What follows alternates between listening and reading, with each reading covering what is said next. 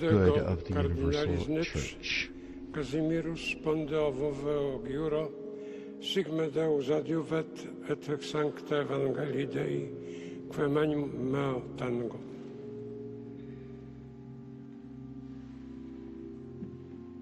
Et ego Albertus Cardinalis Paterbendige Don spondeo voveo ac iuro, sic me Deus adjuet et hec sancta Dei Evangelia quae manu mea tango.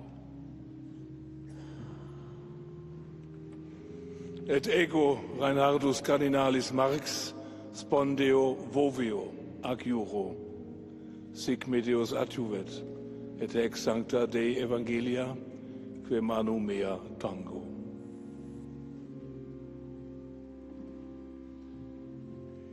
Et ego João Brás Cardinalis de Avis spondeo foveo ac iuro, sic me Deus adjuvet et eco sancta Evangelia quae manu mea tango.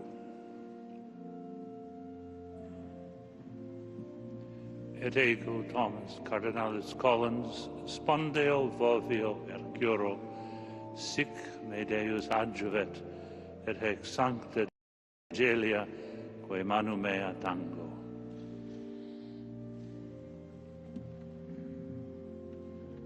Et ego Willem Jacobus Cardinalis Eijk spondeo vovio ac iuro, sic me Deus adjuvet et hec sancta Dei Evangelie quae manu mea tango.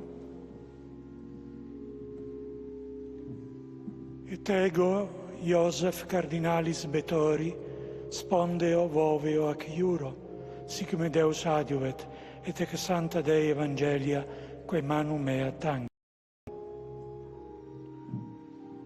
Et ego Timothy Cardinalis Dolan spondeo vovio ac iuro, sic me Deus adjuvet et hec sancta Dei Evangelia quae manu mea tango. Et ego Rainer Maria Cardinalis Wölki spondeo voveo ac iuro, sic me Deus adjuvet et hec sancta Dei Evangelia quae muna mea tango.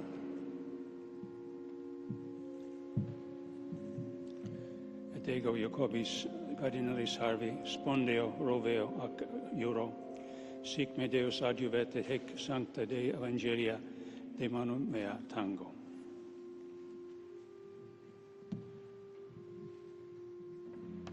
Et ego Basilius Cardinalis Clemis spondeo voveo ac iuro, sic me Deus adjuvet et hec sancta Dei Evangelia quae manu mea tango. Et ego Gerardus Ludovicus Cardinalis Müller spondeo voveo ac iuro, sic me Deus adjuvet et hec sancta Dei Evangelia quae manu mea tango. Et ego Vincent Cardinalis Nicholas spondeo foveo ac iuro, sic me Deus adjuvet et hec sancta Dei Evangelia quae manu mea tango. Et ego Leopoldo José Cardinalis Berenis Solórzano spondeo voveo ex iuro, sic me Deus adjuvet et ex sancta Dei Evangelia quae manu mea tango.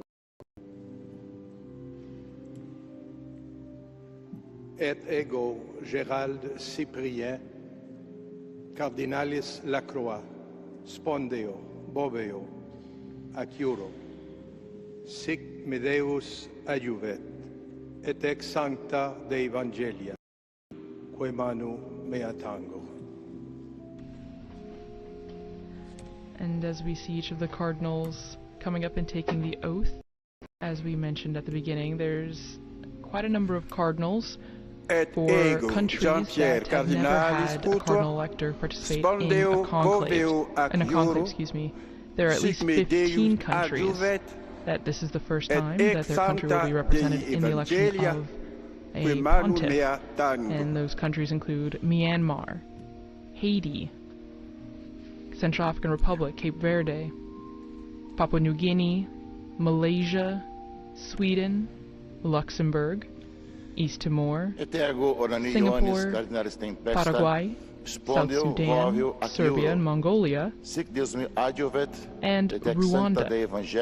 And this is the most international in history, with representatives from 71 countries, making it a very international and wide-reaching representation of the universality of the Catholic Church.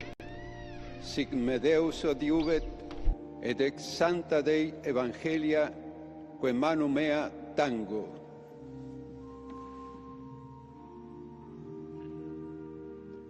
Et ego Philippus Cardinalis Vedraugo, spondeo voveo at iuro, sic me Deus adiuvet, et ex sancta Dei Evangelia, que manu mea tango.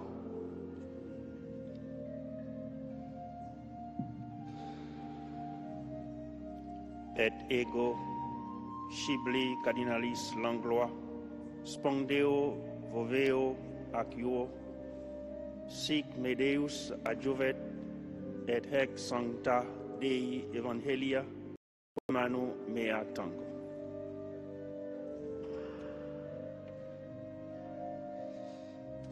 Et ego Manuel Cardinal spondeo voveo ac iuro, sic me Deus adjuvet, et ex sancta Dei Evangelia, que manu mea tango.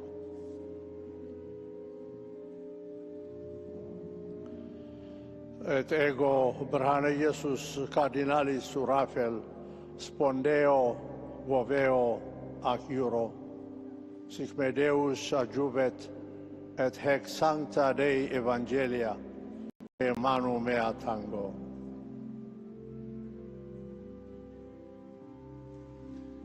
Et ego John Cardinalis Jew, spondeo vovio ac iuro, sic me Deus adjuvit et haec sancta Dei Evangelii, qui manu mea tango.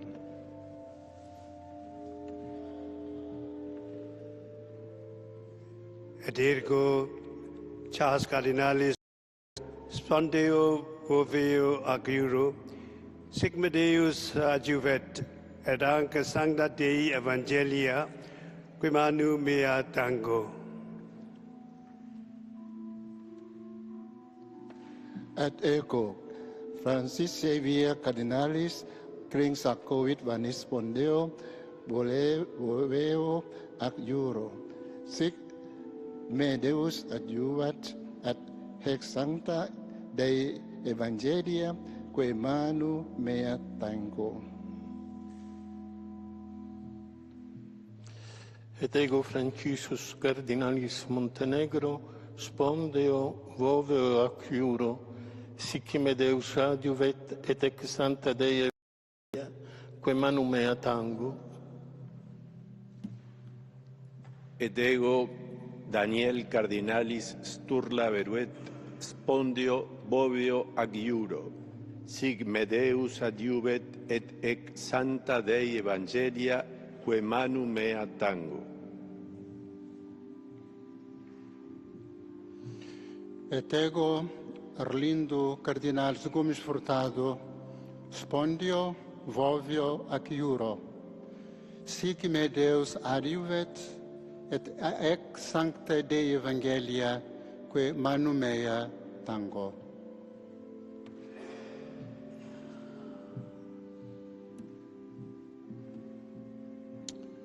Et ego Soane Partita Cardinalis Maffi, spondeo voveo ec iuro, sic me Deus adjuvet, ec haec sancta Dei Evangelia, que manu mea tango.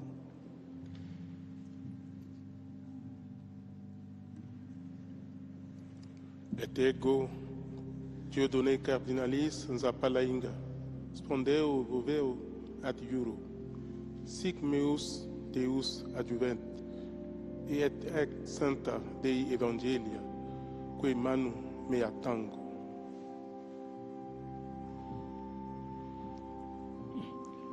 Et ego Cardenal Osoro, spondeo ad iuro, si me Deus adjuvet Santa Dei Evangelia que manu mea tan.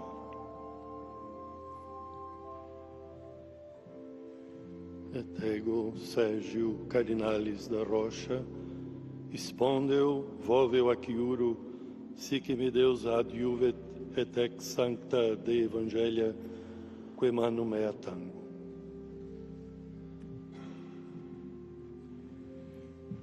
Et ego Blasius Cardinalis Supic, spondeo voveo acuro, sic me Deus adjuvet, et hic sancta Dei Evangelia, que manu mea tango.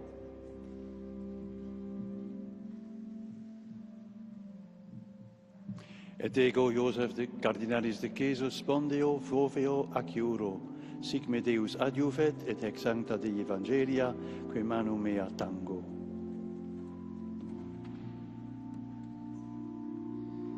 Et ego Carlos Cardinalis Aguiarretes, spondeo voveo adjuro, sic me Deus adjuvet, et ex sancta Evangelia, que manu mea tango.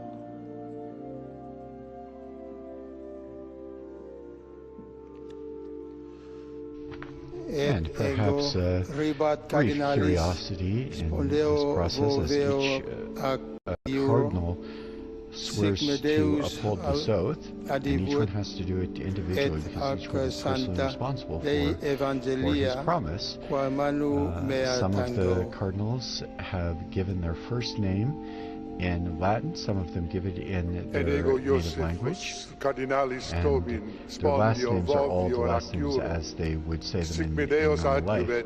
And when we have the announcement of the new Pope, hopefully guided by the Holy Spirit very soon, the announcement will be made in a similar fashion where they will read the formula for the announcement of a new Roman Pontiff.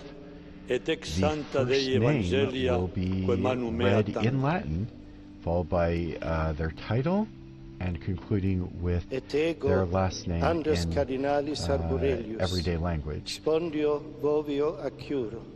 And so those who are watching on the night of the election after the white smoke comes out, there will be lots of people with lists of first names of cardinals in Latin, so that they can determine immediately which of the cardinals will have been chosen as the new supreme pontiff. There is no such time limit for a conclave. The cardinals are expected to have a vote immediately this evening. Each cardinal writes out the vote on a paper ballot, disguising their handwriting so that we can preserve anonymity as much as possible. And for the election of a new pope, a full 2/3 of the voting cardinals need to make their choice for the same person. And as I mentioned, there should be a vote this evening. We will have a coverage beginning at 6 p.m. Rome time in anticipation of the results of that first vote, which will be signaled with burning of the ballots and the black or white smoke coming from the chimney of the Sistine Chapel. All of that happens behind closed doors. If there is if a pope is not elected this evening, the conclave concludes for the day, and we'll pick up again tomorrow morning with Mass and prayer. And each day, subsequent day, there are 2 votes in the morning if necessary, and 2 votes in the afternoon if necessary. No pope is elected. The black smoke comes out after the second vote. If Pope is elected, of course, the white smoke will come out after whichever vote it happens at. After several rounds of voting, if it takes that long, there is provision in the Apostolic Constitution for a period for a break where the cardinals will not vote, and then they will pick up after a day of reflection and prayer. They'll pick up again the following day, and continue again in groups of successive votes with certain periods programmed in, where if there is a longer conclave, they will have various points at which they'll be able to take a break and reflect and pray. It's been a very long time since we've had conclave go more than a few days. Since the beginning of the 20th century, the longest conclave lasted only 7 votes in 1903 and took place over the course of 5 days. The voting schedule is not the same as it is now. So we will be taking a break after the extra omnis and the closing of the doors of the Sistine Chapel, and then we will resume our live broadcast this evening at 6 p.m. Rome time, and we'll be giving coverage of the conclave leading up to the expected first smoke signal, as it were, announcing the outcome of this evening's ballot for the papacy. Et ego Alvaro Cardinalis Ramazzini spondeo voveo adjuro. And we're currently in the midst of the Cardinals of the Order of Presbyters, which will be followed by the Order of Deacons. Once again, each cardinal makes the oath in his own name, taking personal responsibility for his promise and his commitment to maintain the secrecy of the conclave, to faithfully carry out the Patrine ministry if elected, and a solemn oath to affirm and defend boldly the spiritual and temporal rights, the religious and secular rights, as well as the freedom of the Holy See. The oath also speaks about the necessity of faithfully and scrupulously observing all of the prescriptions that the popes have laid out for the conduct of the conclave, and we can be assured the whole apparatus and procedure of the conclave is designed to ensure that there can be no doubt about the valid election of the next pope. And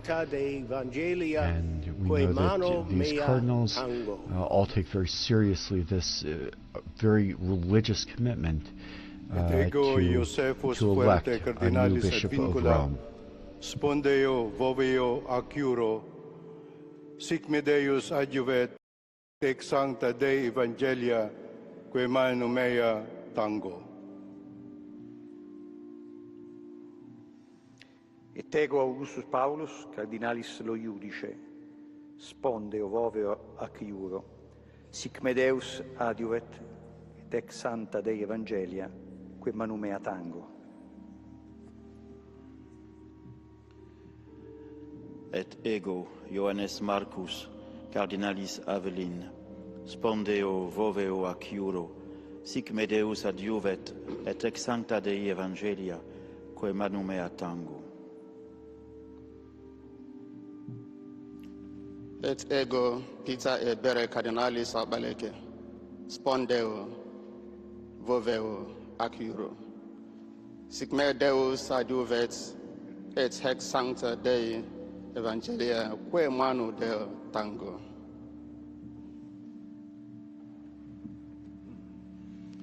Et ego Leonardus Udalricus Cardinalis Steiner, spondio vovio ac iuro, sic me Deus adjuvet, et ex sancta Dei Evangelia, quae manu mea tango.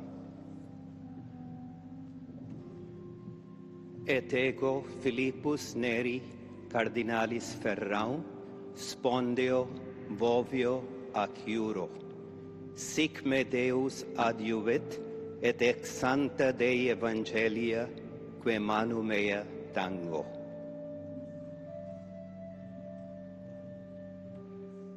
Et ego Robertus Cardinalis McElroy, spondio vovio ac iuro.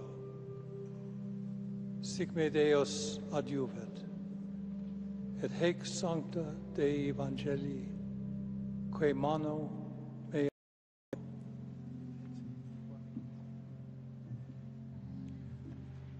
Et ego Virgilius Cardinalis do Carmo da Silva, spondeo voveo ad iuro. Sic me Deus audivet, et haec sancta Dei Evangelia, quae manu mea tango. Et ego Anscarius Cardinalis Cantoni, spondeo voveo ac iuro. Sic me Deus adiuvet, et ex sancta Dei Evangelia, quae manu mea tango.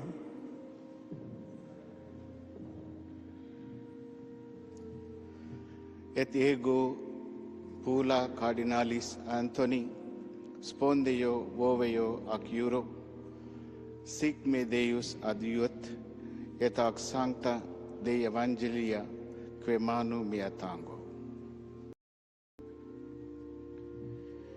Et ego Paulus Caesar Cardinalis Costa, spondeo voveo at iuro. Sic me Deus adiuvet, et ex sancta Dei Evangelia, quae manu mea tango. Et ego William Cardinalis Co, spondeo voveo ac iuro. Sic me Deus adiuvet, et ac sancta Dei Evangelia, quae manu mea tango.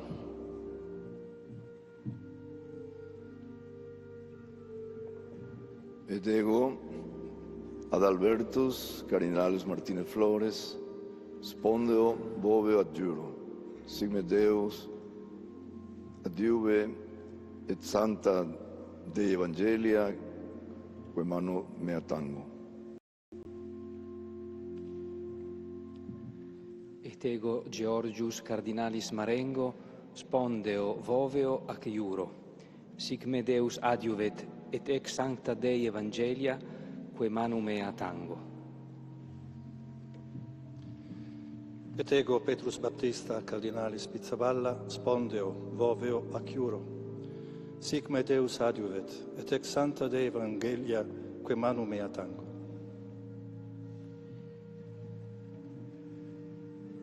Et ego Stephen Cardinalis Brislin, spondeo voveo ad iugoro. Sic me Deus adiuvet, et haec sancta Dei Evangelia, quae manu mea tango. Et ego Angelus Sixtus Cardinalis Rossi, spondeo voveo ac iuro. Sic me Deus adiuvet, et ex sancta Dei Evangelia, quae manu mea tango.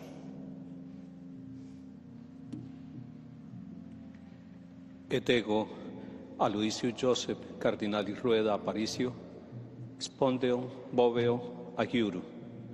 Sic me Deus adiuvet, et ex sancta Dei Evangelia, quae manu mea tango.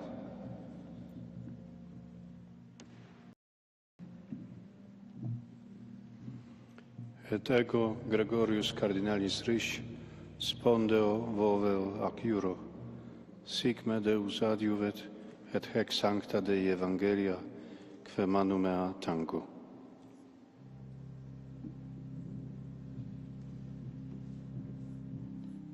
Et ego Mula Stephen Cardinalis Stephen Martin Mula, spendo vevo ac iura. Sic me Deu advent, ad hac sancta Dei Evangelia, qui mani mea tango.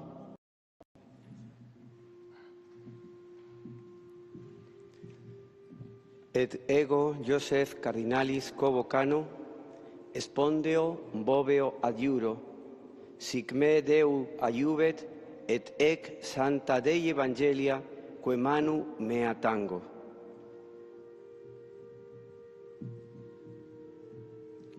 Et ego Protasius Cardinalis Rugambua, spondeo voveo ac iuro, sic me Deus adjuvet, et hec sancta Dei Evangelia, que manu mea tango.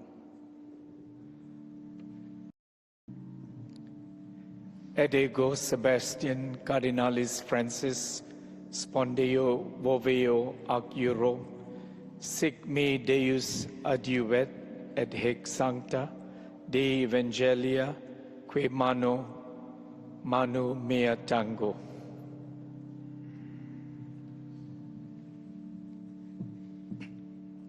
Et ego Stephen Cardinalis Chao, spondeo voveo ac iuro, sic me Deus adjuvove et ac sancta Dei Evangelia, que manu mea tango.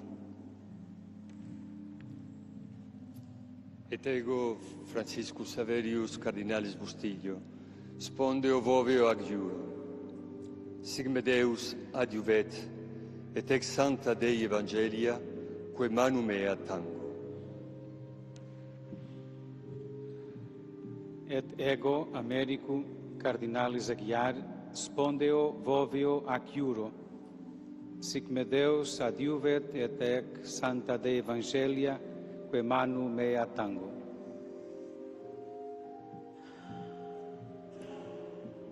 Et ego Carlos Cardinalis Castillo, spondeo voveo ac iuro, Deus adjuvet et ex sancta Dei Evangelia, que manu mea tango.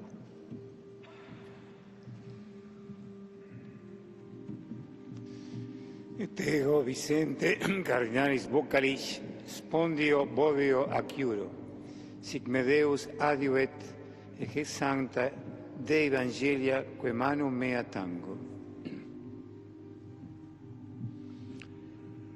Luis Gerardo Cardinalis Cabrera, spondeo voveo ac iuro, sic me Deus adjuvet et ex sancta Dei Evangelia, que manu mea tango. As we mentioned before, the conclave is when the cardinals are locked in the Sistine Chapel, and that comes from the Latin phrase conclave, literally means with a key, and this stemmed from the time when, during the conclave in 1268 in Viterbo, because the papal see had to be moved from Rome due to the overwhelming violence that was taking place in the Eternal City. So the papal see was moved to a small town, Viterbo, right outside of Rome, and it was the longest conclave in history, lasting just about 3 years, and to encourage the cardinals who had taken so long, the citizens of Viterbo had locked the cardinals into the palace of the popes in Viterbo, and also kept them limited to bread and water to, again, encourage an election, a quicker election, but it still ended up taking until September of 1271, after about 3 years without a pontiff, and it was at that time that Pope Gregory X was elected.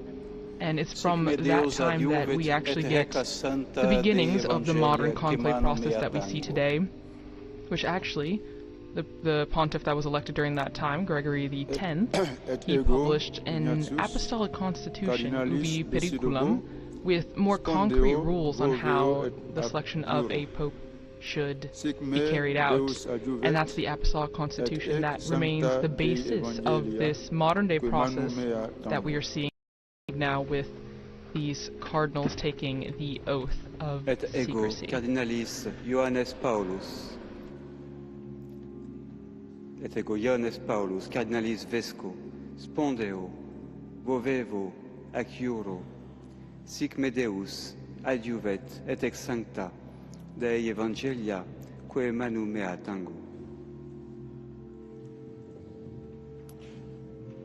Et ego Dominicus Josephus Cardinalis Mathieu, spondeo voveo ac iuro, sic me Deus adjuvet et ex sancta Dei Evangelia, que manu mea tango.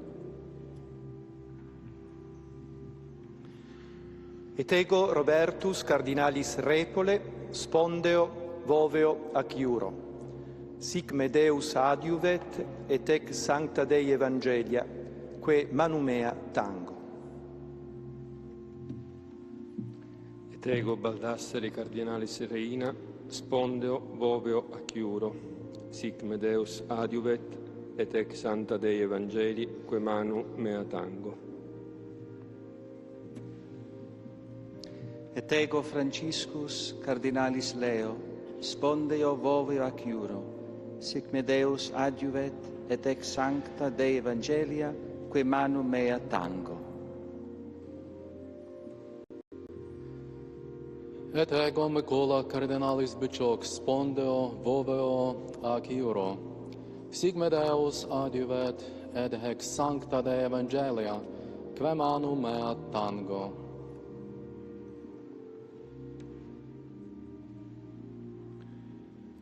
Et ego Dominicus cardinalis Battaglia, spondeo voveo ac iuro.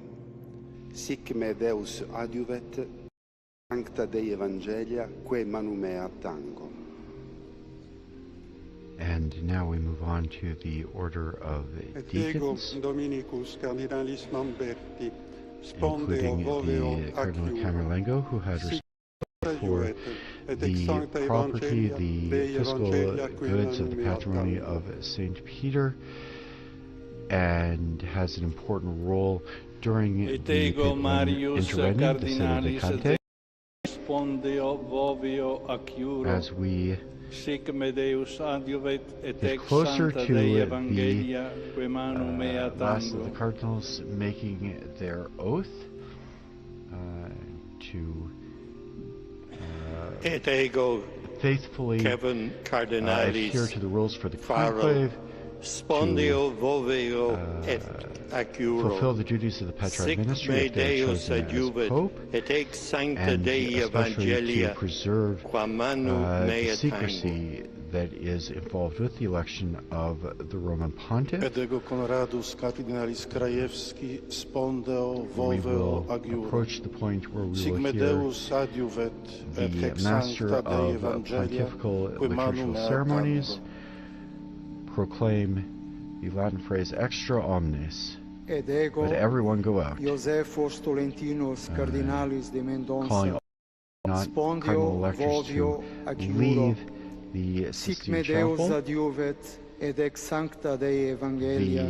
papal MC will remain within the Sistine Chapel briefly while Cardinal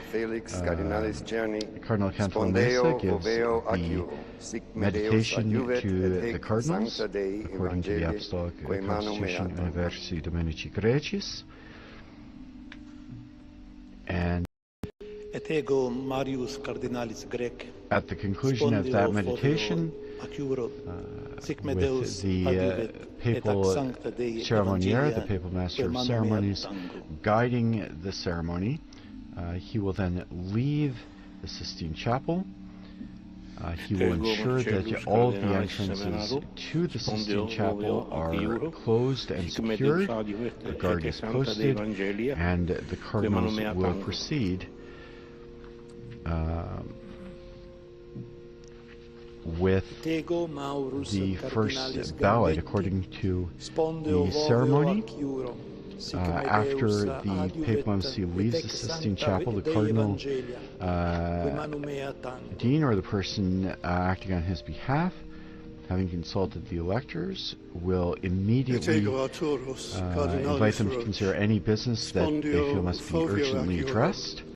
And in the absence of any urgent business, or after that has been concluded, the cardinal electors will proceed to the first vote, again according to all the procedures laid out in the Apostolic Constitution Universi Dominici Graecis.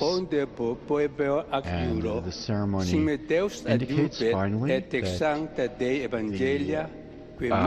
first session of the conclave may be fittingly and appropriately closed by invoking the help of the Virgin Mother of God, Mary Most Holy, with the very ancient and traditional Marian prayer at a hymn, Subtum Presidium. We fly to thy protection, O Holy Mother of God.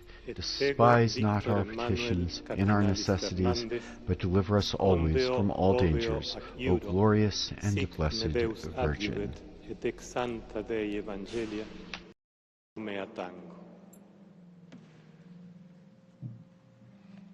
Ac ego, Emilius Paulus, Cardinalis Ceric, spondeo, voveo, ediu acuro, sic me Deus adjuvet, et ex sancte Dei Evangelia, que manu meo tango.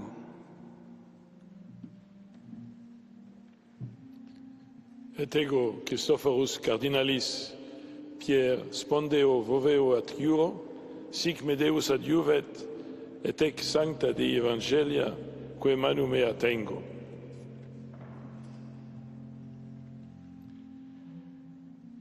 Et ego, Angelus Cardinalis Fernandez Artime, spondeo, voveo, ac juro.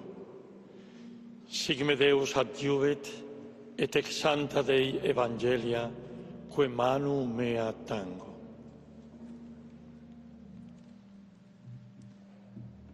Et ego, Rolandus Cardinalis Makritskas, spondeo, voveo, ac juro.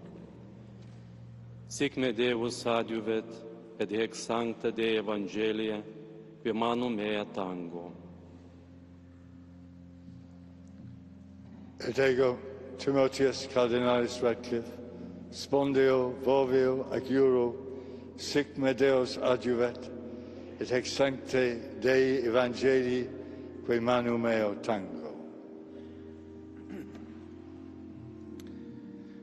Et ego, Fabius Cardinalis Baggio, spondeo, voveo, ac juro, sic me Deus adjuvet, et ec sancte Dei Evangelia, que manu mea tango. Et ego, Georgium Cardinalis Cuvacad, spondeo, voveo, ac juro, sic me Deus adjuvet, et ec sancta Dei Evangelia, que manu mea tango.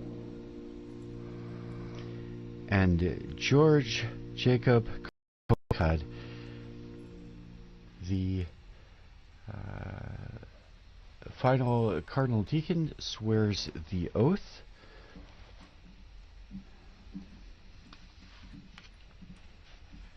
And we proceed to the closing of Extra omnes. We hear those words in Latin where it means everyone out, signaling when all the non-essential people in the Sistine Chapel are invited to leave and the cardinals can begin their discussions. So for those of you watching on television, there are a number of notaries who were there in their capacity to formally recognize the beginning of the conclave, and a number of other persons who are in attendance for various reasons. All of them are part of the Sistine Chapel, and as soon as they leave, the doors will be closed, the meditation will be given, the papal MC will leave, and the solemn closing, locking, and guarding of the doors of the conclave will take place, followed by the first vote this evening. And with the exit from the Sistine Chapel, our live coverage of the Cardinals' entrance into conclave for the election of the 267th Pope draws to a close. We do invite you to visit our Vatican News website, Facebook, Instagram, X, and YouTube accounts for continuous coverage of the conclave.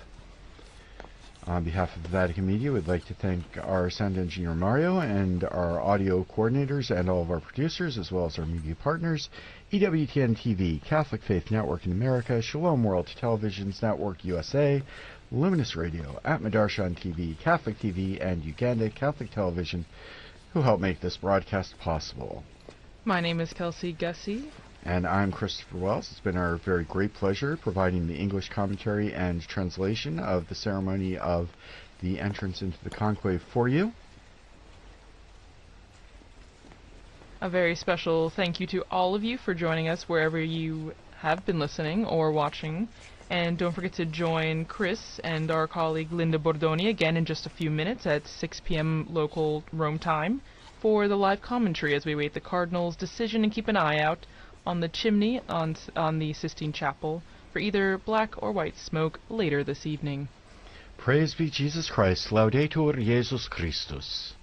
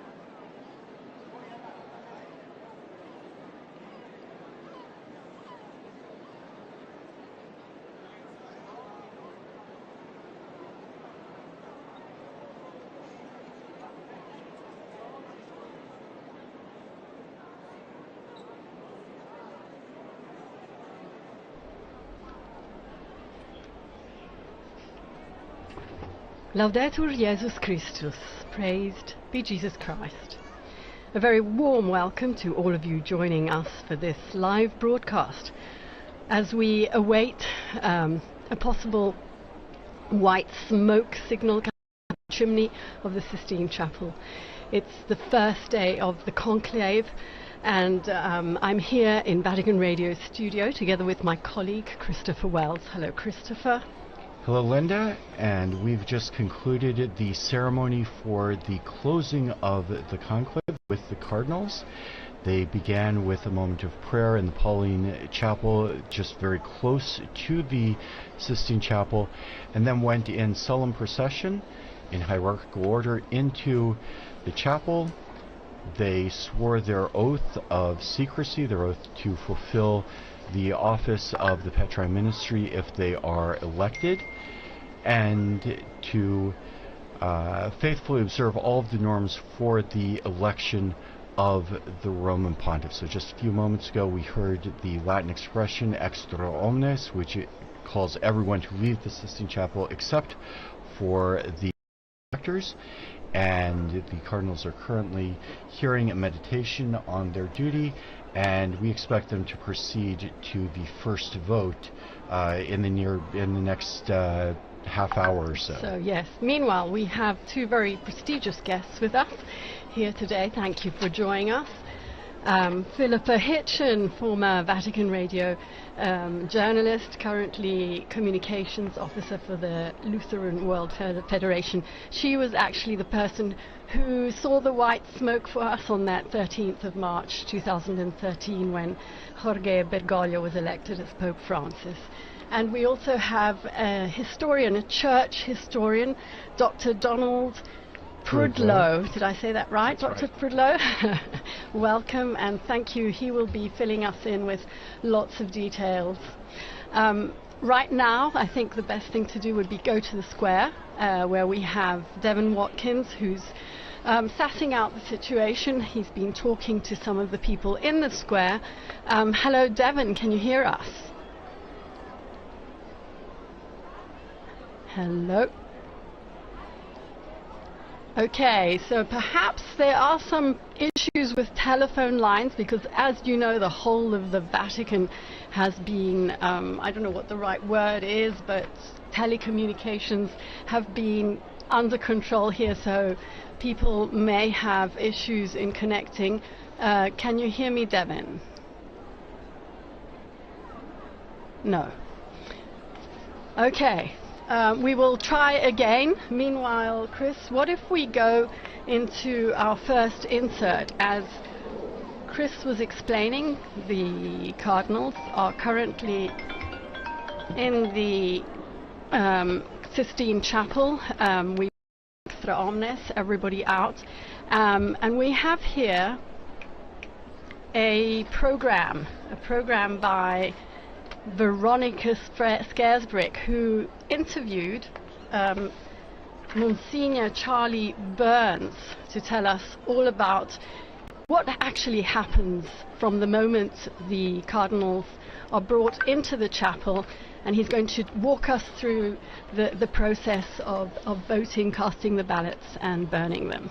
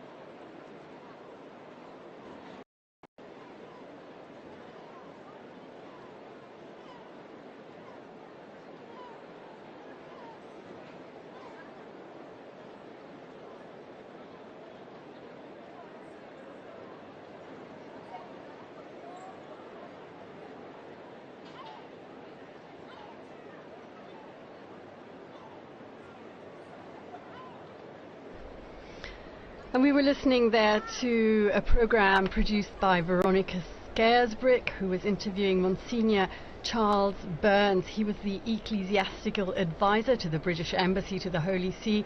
He also served as a canon of St. Peter's Basilica, and he continues to be active in Rome, although he's retired from his role in the Vatican archives after 35 years. And here with us in studio this evening, we have Dr. Donald Prudlow, my friend from back. Dr. Prudlow is the Warren Professor of Catholic Studies at the University of Tulsa in Oklahoma and the United States. Dr. Prudlow, thanks for joining us this afternoon. Thank you. It's a pleasure to be here on this historic occasion. And you have, your academic field is history, and especially medieval history. And maybe you could tell us, the popes haven't always been elected through this very process of the conclave. Maybe you could say a few words to start us off with the original process for choosing the Bishop of Rome. It's a very old institution. We're electing the 267th successor of St. Peter. And for the first millennium, the election was largely done by the clergy of Rome, and in very early days by an accession of the people of Rome together. But as time went on, two problems arose around the year 1000. And that was how to provide representation for a church that was rapidly growing throughout Europe and then throughout the world for this very important position. And the second is how to free papal elections from secular domination, from the domination of kings and princes and emperors, and how to make it secure as a religious office. And that's where we saw the rise of the position of cardinal, which is not a biblical position, it's an ecclesiastical position, and it developed out of the clergy of Rome and still has a connection to the clergy of Rome. Absolutely. It's critical that the cardinals can trace their lines back to the early, particularly the parishes of Rome, the deaconries of Rome, and that allows them, so when we saw last Sunday all of the cardinals going out to their titular parishes where they're pastors of and saying Mass there and meeting the people in those parishes, technically they are the pastor of that, and as a pastor of the city of Rome, they are by ancient right to elect the Bishop of Rome. But notice what that does is, let's say a bishop from England or a bishop from Germany, from France, the Pope particularly wants them as an advisor, wants to give Germany, France, Italy, Spain a say in the election.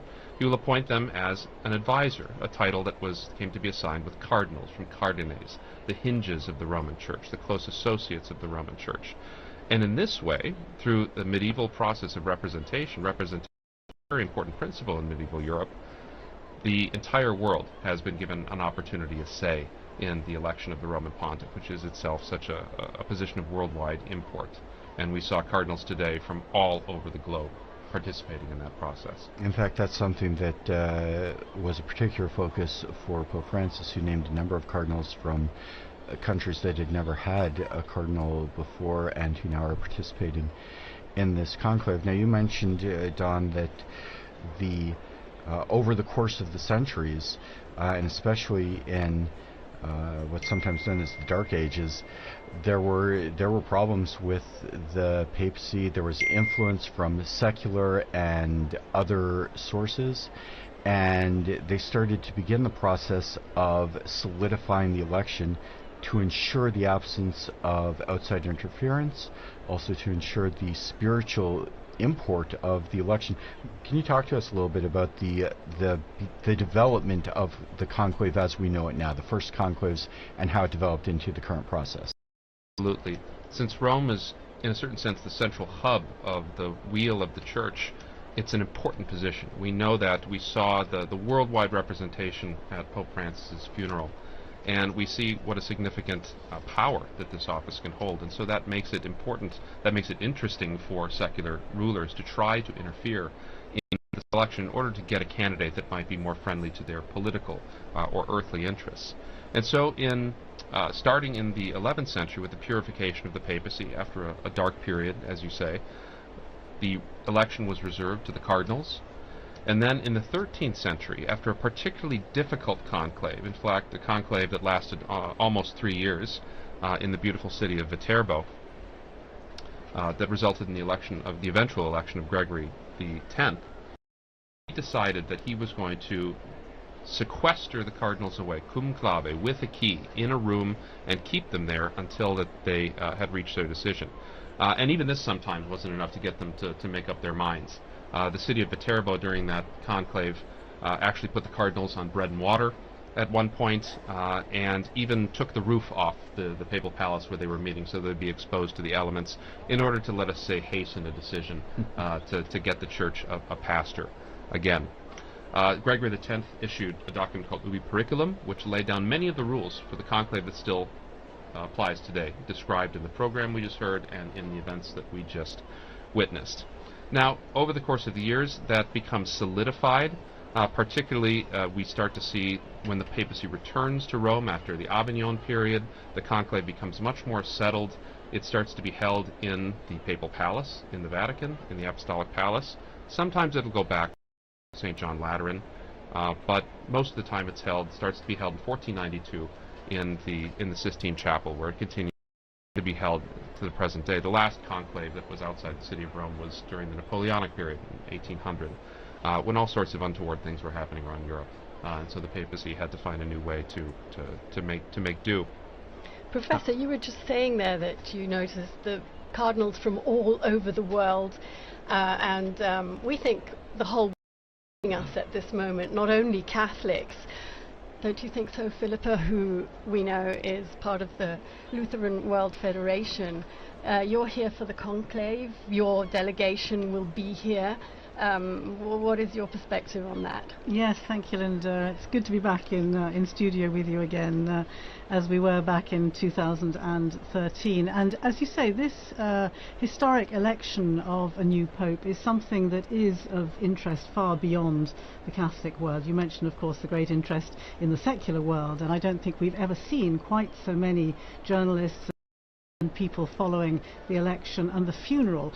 They talk about this as the first election really of the social media era, and I think I'm absolutely amazed to see how many young people, my own children, people who have never really had that much interest in the intricate processes that you've been describing, what goes on behind those closed doors. Suddenly there is an explosion, a fascination for what goes on. I think the film Conclave, of course, has also had a lot to do with that. Everybody is now a little bit of an expert, having seen the film. I haven't seen the statistics myself, but I'm told that the numbers of downloads have skyrocketed since the death of Pope Francis.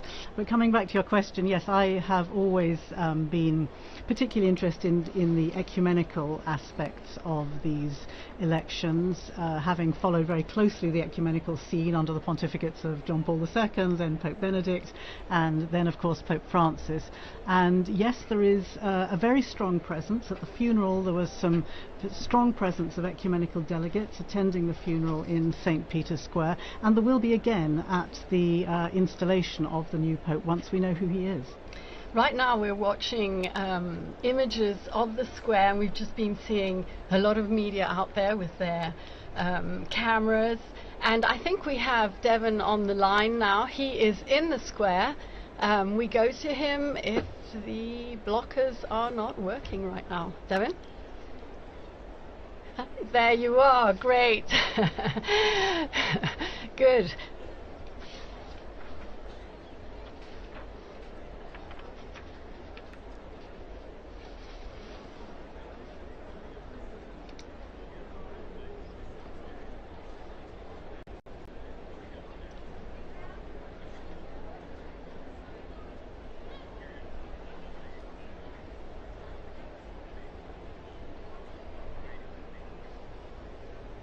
We know that Romans traditionally flock to the square once they see the white smoke.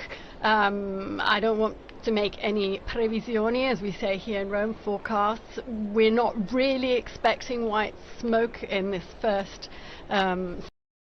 but you never know. People are there to wait for the smoke.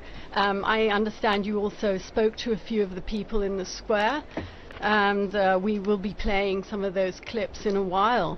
Meanwhile, anything relevant that they have been telling you that you think might be interesting?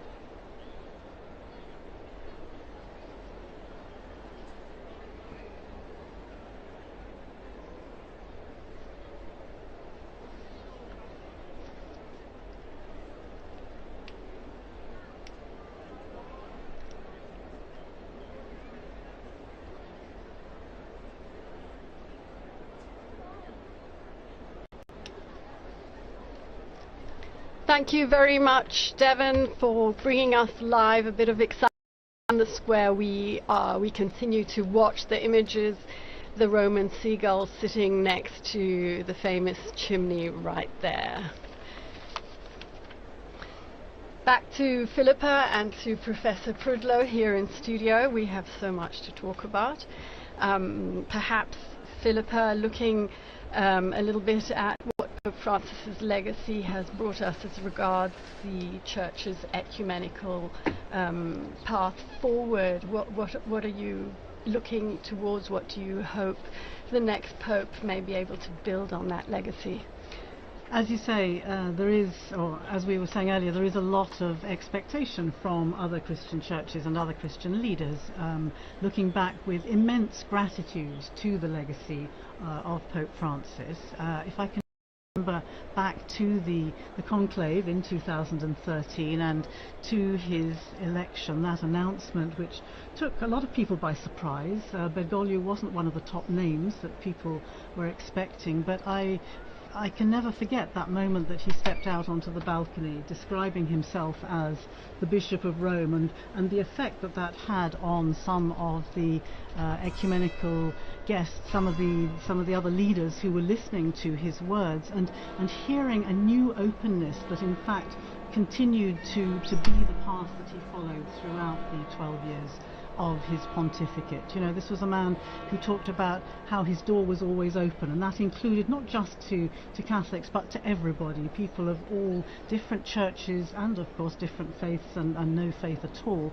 And so there were some extremely significant events that I was very privileged to be part of. I think particularly of Lutheran World Federation and Pope Francis marking together the 500th anniversary Reformation. I remember when I first heard about the possibility of that happening, saying to colleagues around Rome, you know... Yes, you were here at the radio back then. Absolutely, and I remember saying the Pope is going to mark the anniversary, the 500th anniversary of the Reformation, together with the Lutherans, and people saying, you're daydreaming, that's never going to happen. But of course, the Pope travelled to Sweden, and together with the Lutheran World Federation leadership, he had a very significant liturgy in Lund Cathedral, and then went on to the stadium in Malmö, where together they looked to the past, they asked forgiveness for the sins, the divisions, the terrible sins that came out of the divisions of the Reformation, and then pledged to overcome that by working together into the future. And I think that was one of the very significant events that I was privileged to be part of, and of course, as you say, now continuing to work in that vein with the Lutheran World Federation. He also brought about many other changes in all aspects that we saw from day to day. Professor Prudlow, you are very knowledgeable of things past, but you're also an observer of current affairs. What would you say some of the most, say, interesting to the general public changes have been as regards liturgy, as regards ceremony, and all these things that we are witnessing right now? Well, I really agree with what Philippa said about this being very much on social media and very much open to the world, and so people seeing some of these very ancient things for the first time and being quite impressed by them and wanting to know more because in previous times these conclaves would happen so far away from people's minds before the age of news, telegraphs and things like that. You might be informed a year or so later that you had a new pope and you had to change the name in the liturgy. So this is a great opportunity for outreach for the Catholic Church, for sure. One thing that's changed in the last 150 years is conclaves have gotten so much shorter. Conclaves used to be 50, 60, 70, 100. There was the one conclave that was 181 days, and as recently as the 18th century. And I think that's come about as a result of increased communication. Cardinals are able to know each other more. We know more about what's going on in the world more immediately. And so those have come down as well. And I think cardinals today are sensitive to the idea that perhaps a long conclave might not be very adaptable for the modern media, that would lead to all sorts of problems. So a lot of things get worked out. But you have elections as the Church opens to the world. In 1903, you have the first non-European elector, Cardinal Gibbons of Baltimore. But then you start to run into problems. How is the church going to manage to get those cardinals from so far away? And in 1914, 1922, the conclave happened so quickly, Canadian cardinals weren't able to be there. And so that's when they added the 15-day rule, which now with the advent of air travel, right, becomes a little easier. But now that, as Kristen, you were saying, that cardinals coming from all over the world, from Tonga, from Burma, from Mongolia, the flights aren't as regular, so they need to have more time to make sure. Some of them only just arrived 2 days ago. Yes, the last can you imagine being dropped into the middle of this from your country? And that's astonishing. We talked also about secular interference in elections, and people think, well, that was a Middle Ages problem. And in fact, the European monarchs, the Catholic European monarchs, all through the 17th, 18th, 19th century, had the right to veto candidates. And as recently as 1903, the Austro-Hungarian emperor excluded a candidate, which led, of course, to the election of St. Pius X, which was a sort of good outcome. He himself abolished what was called the jus exclusive, the right of European monarchs to object to particular candidates. And so that, and then we see other changes in 1971. 81-year-olds and above were disallowed from participation in the conclave. But we saw how healthy their contributions were in the general congregations in the events leading up to the conclave. So there have been a lot of times in church history where the conclave and the cardinalate is one of those adaptations that the church has made through history in order to meet these challenging demands that have come up over these 2,000 years.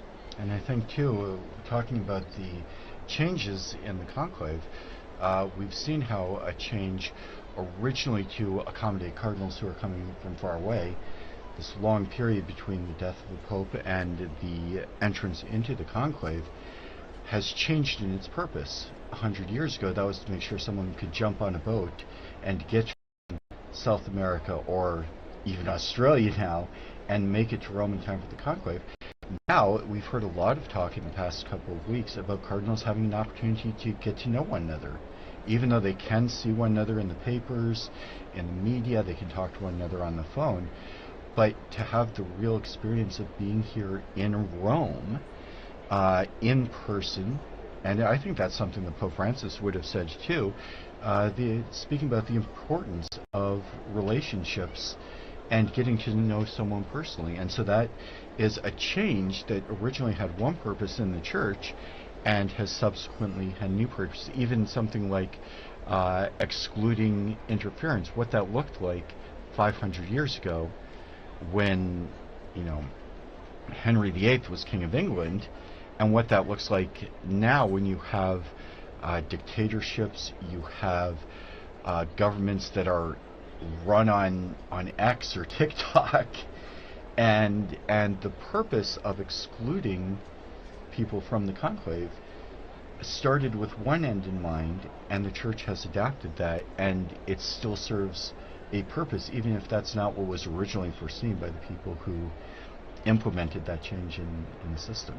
But it's all stayed incredibly secret. We know that yesterday everyone who is participating in the proceedings, and that's not only the cardinals who are voting, but obviously they're medics, there are people making meals, they're the cleaners, they're the florists.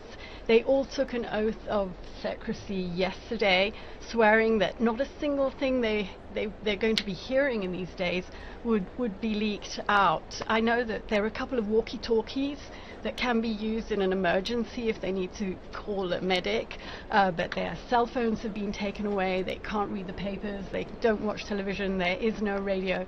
So yes, it really is. I mean, it may depend on how long they can go without cell phones. Well, and it's interesting too. You started to allude to this. There are several officials among the cardinals who do have the right and the means to communicate outside of the conclaves. So, for instance, suppose as many are very old. Suppose one of them gets sick and they need to call a doctor. There's a procedure for that. I don't expect them to run out of food, but if it does go to a long conclave, they can make arrangements for that. Or perhaps a more spectacular outcome, if the cardinal should choose to elect someone who is not in conclave. and there has to be a means of contacting them, which would be, I think, shocking to the whole world. But Don, it wouldn't be the first time that they've chosen someone who is not in the Rome, or not even a cardinal. That is absolutely possible. One of the most famous examples was after the long conclave of 1292 to 1294, where they were in an absolute deadlock for 3 years, and they just could not, and nobody would back down. And finally, they broke down and said, I heard that there's this hermit living up on this mountain. He's a very holy guy. Maybe just making a holy person pope. Let's try that. And so you have this picture of bishops and cardinals trundling up this mountain in Abruzzi, and getting to this hermit's cave to tell him that he's just been elected as pope. And he tried to prostrate before them, and they tried to prostrate before him, and it was all very awkward. But to have something like that happen, it's been a very long time since anyone who was not a bishop has been nominated. That was Gregory the 16th in 1831. And so if someone who's not a bishop is elected, they do not assume the office of Pope until they're made a bishop. You have to be a bishop to be the Bishop of Rome. I imagine there's some prerequisites to be named, even if you're not a cardinal. I find it interesting. So if you're a baptized unordained Catholic male and you get the call, like I've told my wife to stay by the phone just in case, that you would have to have your wife's permission in order to do that, because you'd have to separate from bed and board to be ordained. But that is a theoretical, if remote, possibility. Basically, the only requirement is that you are the requirements for being made a bishop, yes. Which technically is, if you were to choose someone, and Don, maybe you can correct me if I'm wrong, but there are stories of people who've been elected even before they've been baptized, and they went through the process of baptism, ordination, consecration to the bishopric. I think some of those are maybe not certain. Well, we know for Ambrose of Milan, who was the Roman civil administrator, who was so skillful at getting various parties of Christians to get to talk to one another. Even though he himself was a pagan. He himself was a pagan, and both sides, the Arians and the Catholics, shouted out Ambrose Bishop, and they carried him into the cathedral. He was baptized. He went through the 7 grades of ordination, and on the 8th day he was made the Bishop of Milan.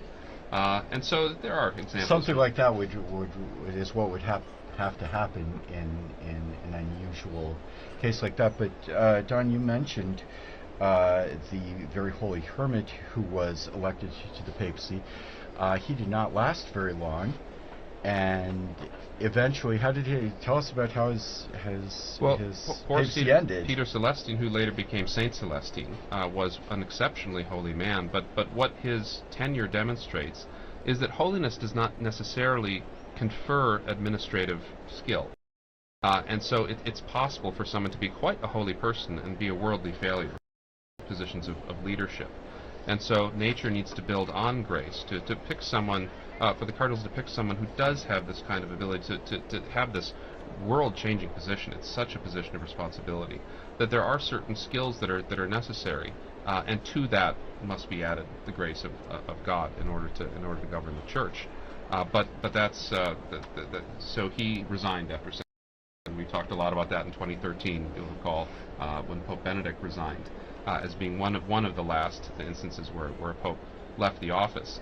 But so he still remained a saint, and the church went in a different direction after him. And in fact, Benedict the 16th, which people saw after the fact as maybe son, went to visit the tomb of the relics of Pope Saint Celestine V. Philippa, you were here with us, and I'm sure you remember the day that the Pope Benedict announced his resignation. Can you tell us about that? It was a pretty extraordinary moment. There was an Italian journalist, a colleague you may remember, who was following a very ordinary consistory in the Vatican. The proceedings were in Latin. Nobody else was listening. It was a routine run-of-the-mill Vatican event, and we were all going to write a few lines on it afterwards. And then suddenly, as she was listening to what the Pope is saying, she's thinking, what am I hearing? And she says, the Pope's announced his resignation. And of course everybody laughed because such a thing hadn't happened, as you say, for centuries. But of course she was right, and the news spread like wildfire. I remember I was in the office here when one of the Italian colleagues came in and announced the Pope had resigned, and just a look of shock and not quite knowing what to do next, actually. And then we began, of course, going through. The first reaction was, well, let's start looking back through the things that he's been saying. I remember I was asked to look at some of the first things that he'd said in the days after his election, and it was fascinating to look back on, I think it was the first or the second day, when he was talking about not being up to the challenge in a certain sense, but with God's will he would do what he could do to take on this extraordinarily difficult role. I think it's difficult for us perhaps remember back to just how deep a crisis the Church was facing during those final years of the Benedict papacy. You know, there was the financial crisis, there was the sex abuse crisis, which was at its peak perhaps at that time. There were the so-called Vati leaks. With it was really a time of extreme difficulty on so very many fronts. And again, looking back to those first speeches that Pope Benedict made, he was really very aware. He talked about it, in fact, if you remember, in the meetings ahead of that conclave. He talked about the need to clear up the filth that was inside the Church, and he was probably more than anybody else aware of just what a daunting task that would be. And at his age, in his in his not young state, the energy that was needed to take on a task like that. And so it was fascinating to look back and to realize and to ask actually just when this decision of his to resign would have been made. I happen to know that the former Archbishop, well, at least there's two former Archbishop of Canterbury now, but Rowan Williams, who was the Archbishop of Canterbury, the Anglican leader at that time, had a conversation with Benedict a year before the resignation was announced, and the two of them, Rowan Williams was looking forward to his own stepping down and being able to have more time to do what he wanted to do, to study and to read and to write and so on. And he told me that he and Benedict had been able to discuss that, and clearly Benedict had been maturing this decision for a very long time. So it was, yes, an extraordinary surprise for us, requiring unprecedented ways of working, and but for Benedict I think it had been a decision that he'd been maturing for some time, of course. And you talk about the crises that faced the Church in 2013 and those last couple of years of Benedict's reign that really came to a head at that time and had an impact on the papacy of Pope Francis. He spoke very forcefully about the plague or the scourge of abuse. He dealt with his own not his own scandals, but the scandals of finances that we've seen in the past few years. We've had very public trials, even of cardinals, harking back perhaps to the past. But maybe you could talk about your thoughts, if we could ask our guests, about some of the attempts that Pope Francis has made to continue the efforts to reform the Church. I'll open the mic to either one of you. I mean, I would say I think the whole process of synodality is something which, I mean, this really to me is Francis's legacy, and it has implications on the ecumenical and the interfaith work that I'm so very interested in, but it has enormous implications throughout the world as well. The process of trying to open up the Church, to make it more participatory, to make it something that people can join in sort of contributing to what should be the direction that the Church is taking, to let people's voices be heard. And this opening up, of course, is shaking up all the traditional sort of institutional practices that we're used to. And in a sense, I think this is probably where his main focus was, but as you rightly say, at the same time he's dealing with all the internal affairs of the Church, the problems with the financial situation, which remains extremely challenging. The sexual abuse crisis, I would say, is improved, significantly improved over the past decade. You know, so many churches have in place their safeguarding measures, the The Vatican itself has made steps ahead with the safeguarding, with the commission that's working on that. But of course, challenges remain. And this is something which I've noticed been discussing over these past days in their general congregations, and trying to focus on what are the key problems and what kind of person has the right skills to deal with these challenges at this particular moment in time. And Don, a lot of the talk in the past year has been about synodality in the last 2 years, asking for the voice of the faithful. You're a practicing Catholic in the United States. What's your perspective on the challenges that have arisen from these really scandalous problems that have affected that have affected the Church at large? Right, the public witness of the Church has been very much affected. The ability for bishops and priests to speak with moral credibility has been weakened, and that's something that's going to take a long time to build. It's going to need not only a personal witness of holiness, but also institutions and procedures that are going to be effective in safeguarding. And it's going to take, particularly people listening to victims as well. I think this is something that I remember Benedict was so good with as well. Is that and Francis did when he visited too. That the sort of personal witness of listening to those who have been hurt, and incorporating their thoughts and their ideas on how to prevent these horrible things from happening in the future. But this is and then you have the internal issues. You have internal issues, financial issues with Vatican finances. You have issues with various levels of corruption, and this is also not a new problem. I mean, if you go back through history, popes have been dealing with things like this since the very dawn of Christianity, and we can, by looking back at our history, we can see how people like Pope St. Damasus or Pope St. Leo or Pope St. Gregory handled these things, because Pope St. Leo the Great had to depose 6 bishops for corruption and violations of their vows, and so this is nothing new, and so to put it into a historical context is also a significant way to work through it as well. Meanwhile, I'm looking at the square. There's an incredible sunset. Rome is so beautiful, the Bernini colonnade. We have a couple of clips that Devon collected for us in the square just shortly before we linked up with him. I think the first one is a deacon from Tanzania. Can we hear him, Francesca?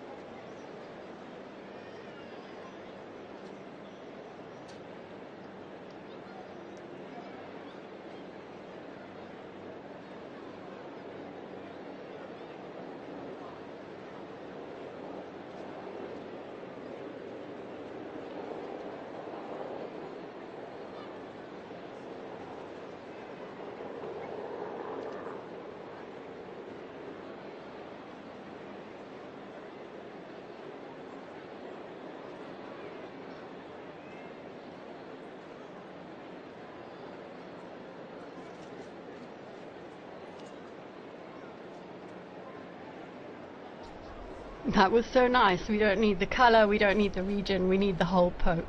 He put that beautifully. Let's listen to some pilgrims, ordinary pilgrims that were in the square today.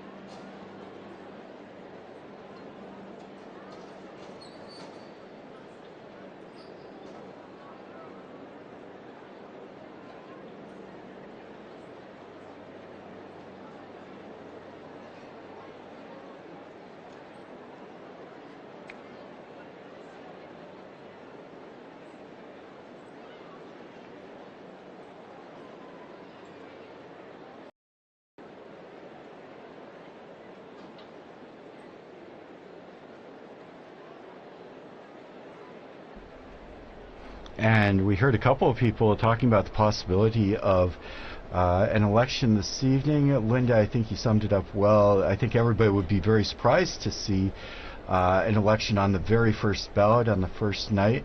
But we have had some remarkably short conclaves in the past. Don, you want to share some of those with us? Even recently, both Pope Francis and Pope Benedict were elected very quickly on the second day. And but Pius XII was the same way. Sometimes people go in and the momentum is so high that within a few ballots, it is rather unlikely that we will get a pope on the first ballot. The first ballot usually is in conclaves for the cardinals to test out strength. Sometimes they offer sort of honorific votes. I know in the past, in the early 20th century, was often used as an occasion for non-Italian popes. Non-Italian electors to write in non-Italian names, just to establish the precedent that it didn't have to be an Italian on the first day.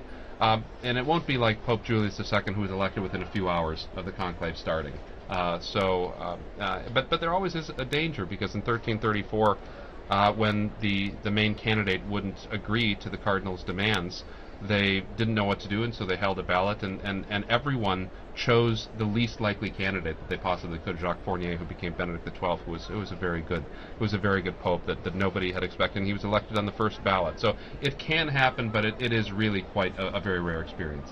I think it's very interesting to hear and to look back and to uncover what we know about the process of voting, how it happens. We discovered, for example, didn't we, that Francis had been quite a potential contender during the previous election in 2005, but then for the sake of unity, we were told that he stepped back so that Benedict could in fact garner that 2/3 majority that he needed to take over from Pope John Paul II. I was really struck just now listening to the voices of the people in the square, ordinary people. Every single one of them almost is talking about unity, the need for unity. And I think this question of how long the conclave goes on for is seen very much as an important signal regarding the unity of the Church. The longer it goes on for, clearly the cardinals are unable to decide on the kind of man they want to lead the Church, and therefore I think there's a certain pressure mounting day by day, or vote by vote even, to try and show, in a particularly polarized world that we're living in at the moment, where people are so deeply divided, to have a real show of unity on the part of the Church leaders. I think that's going to be weighing most heavily on a lot of those cardinals' minds at the moment. And Philippa, you have a strong focus on humanism, and as a member of the Church of England, you've done a lot of work with the question of Christian unity. The Pope, from the Catholic point of view, is of course the center of unity, and that's been the focus of a lot of ecumenical discussions. How does that play out in the overarching Christian world, as the Pope intended to be a center of unity, but also a focus with the relationships between Catholic and non-Catholic communities? Well, I mentioned earlier the moment that Pope Francis came out onto the balcony describing himself as the Bishop of Rome, and what a strong signal that was to other Christian leaders about his role, not trying to describe himself as Supreme Pontiff or use some of these other titles that can be quite alienating, but describe himself as the primus inter pares, in a sense, the first among equals of the bishops, and therefore this title Bishop of Rome was very significant, together with the other kind of signals that he gave early on in his pontificate. And yes, of course, the question of the papacy is a crucial, it's the crux of the matter in many of these ecumenical dialogues. The Orthodox dialogues are discussing the role of the Pope in the first millennium and in the second millennium, and it's also, very much the discussion that's going on in the other the churches of the Reformation. The dialogues there are also the role of the Pope, and that's why I think Francis's legacy is so significant, because he made very important overtures about the way that he could work together with other Christian leaders. But of course we can't forget the encyclical Ut Unum Sint from Pope John Paul II back in, I think it was 1995, when he actually asked other Christian leaders to come forward with ideas, to make proposals as to how the role of the papacy could be acceptable acceptable to other churches, to other Christian communions. And this is still very much a work that's ongoing. It sort of fell a little bit by the wayside during the previous decade or two, but it's very much front and center again. And I think there's a lot of, I think we're going to see over the coming months again some responses to that. The Council, or the Dicastery as it now is for Christian Unity, has gathered together some of these responses, and we've seen the publication of a book bringing together a lot of these responses. So it's very much at the heart, as you say, of the conversations and at the heart of the dialogues with other Christian churches. So very important to see what direction the new Pope will take on this, and whether he will prioritize this as an important issue, because of course the division of the churches is one of the biggest scandals of the Christian world. It's so much easier when people see unity, when people see united churches, to be able to believe and to be able to make a commitment to that. Thank you, Philippa. We've been talking with Philippa Hitchen, Don Prudlow, our guests, as we enter into this first hour of watching and waiting for the election of the new Pope. If you've just joined us, earlier this evening we saw the Cardinals enter into conclave, and now everybody, I think, kind of around the world is waiting to see the smoke rising from the Sistine Chapel. If you are just joining us, I'd like to offer you a very warm welcome. Also, a thank you to all of our television partners and radio partners, especially EWTN TV, Catholic Faith Network in America, Shalom World Television's Network USA, at Madarshan TV, Catholic TV, Madha TV India, and UCTV, Uganda Catholic Television. Also radio partners Luminous Radio and Radio Katipunan in the Philippines. Welcome to all of you.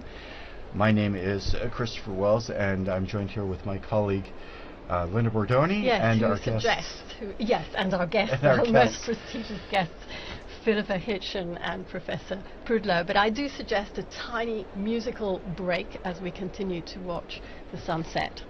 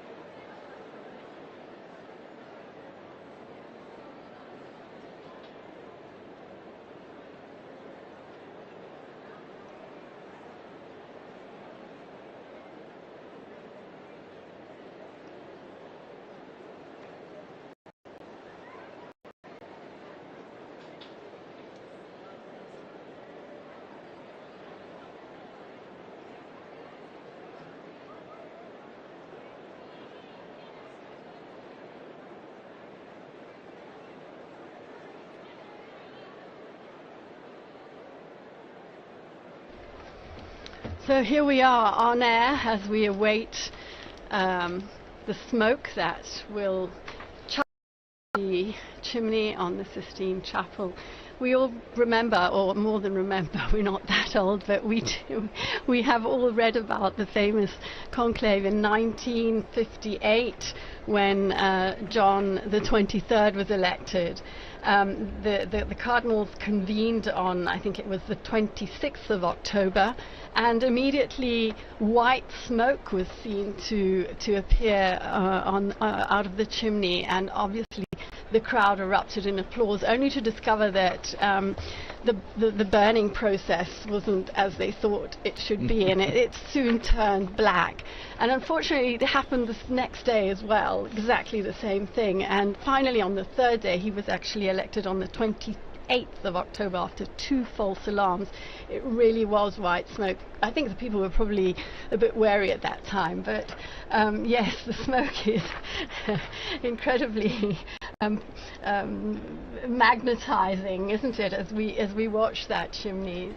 I certainly have very strong memories of a former colleague here at Vatican Radio doing some coverage for the election. I believe it was for John Paul II, and I remember him talking about the dirty grey smoke, a Scotsman talking about the dirty grey smoke, and he wasn't quite sure whether it was white or whether it was black. And quite often at the beginning, I mean, I do remember the previous 2 that I have covered, but it is a little bit difficult at the beginning to see. It starts off quite slowly and then it seems to kind of gain momentum, and I think there's been some work on the kind of chemical processes, hasn't there? Maybe somebody else knows a bit more about they did begin to use the chemicals for both the white and the black. Absolutely, yeah. But you're right about the evocative power of the smoke. This has become sort of a symbol, and now the webcam, people will put webcams on at home, and I saw that we have some real enthusiasts, because 12 hours before I saw there was a chimney webcam before they'd even gone into conclave with 11,000 visitors, 11,000 watching currently. So people are really transfixed by this. But it was a good addition, I think it was 2013 when Benedict, because of the confusion about this, that when there's white smoke, the bells of St. Peter's will peal out as well. Right. So that will be a confirmatory. And it's also an issue in winter conclaves, right? Because it's night, and it's very difficult to see the color of the smoke at night. And so those bells were a good addition. Although I remember it took quite a while for the bells to actually start pealing, so the people were cheering wildly in the square, and it was only quite a significant time after that that the bells actually confirmed that. In fact, I remember that conclave as well. I think we all remember that very clearly.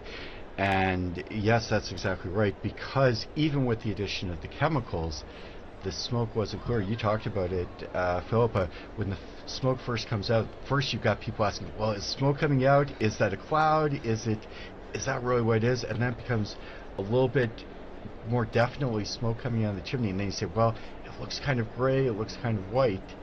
And they had told us here in the studio that they were going to ring the bells as soon as the smoke came out. And I think for the first election in decades, we had smoke that was pretty clearly white, but then the bells didn't ring the way they were supposed to for a long while. And this happens, right? I mean, you remember when Benedict was elected and Cardinals, and as soon as he said Habemus Papam, the band started playing. And he had to wait for about 15-20 seconds, and it was very awkward. But so we saw the beautiful, magnificent liturgical choreography today, that this is still an event that's run by human beings, and sometimes that these things can happen, and they lend a lot of great color to the history.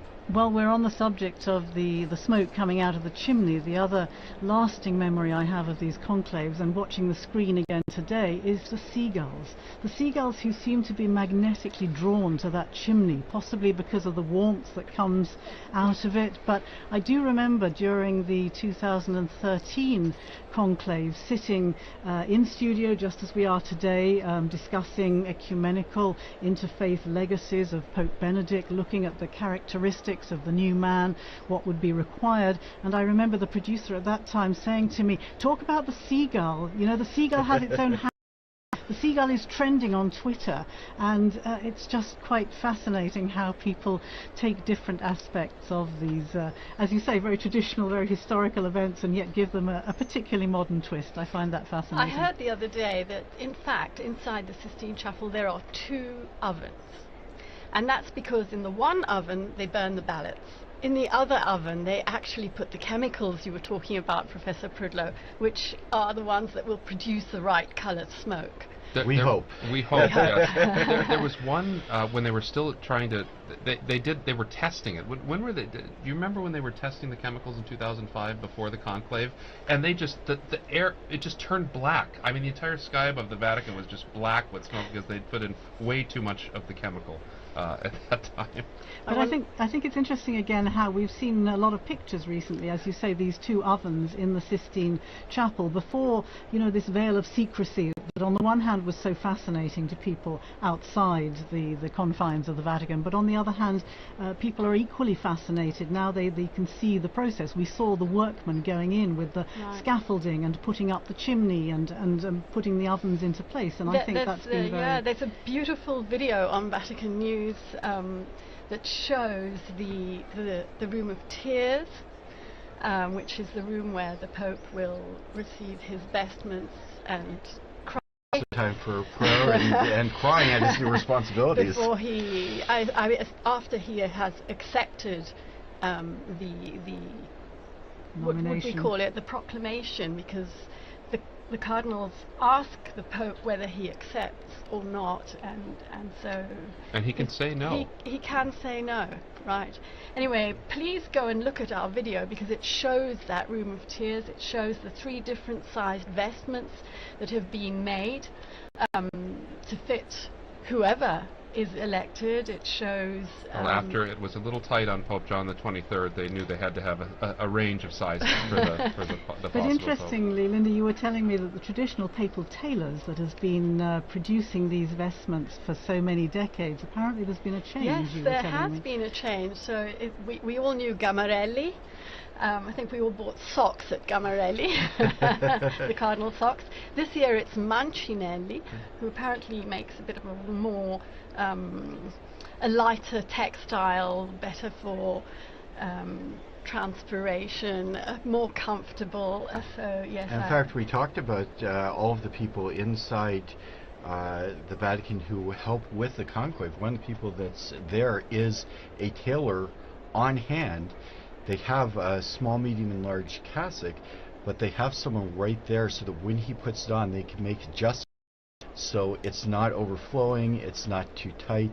They've got some room to breathe, so to speak. And the legend about John the 23rd, who was a portly Italian, famously from peasant stock, as they say, in Italy, and the story was that when he put on the extra large white cassock, it still wasn't big enough, and they had to open up the back of it and kind of tie it together like a hospital gown, obviously with his regular clothes underneath.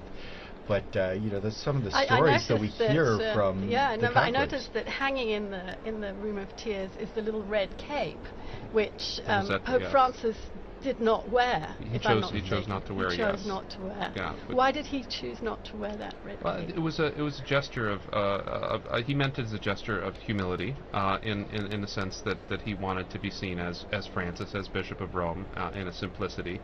But I don't think that judgment if the new Pope chooses to wear it. I mean, it's there. It's the proper garment for that moment.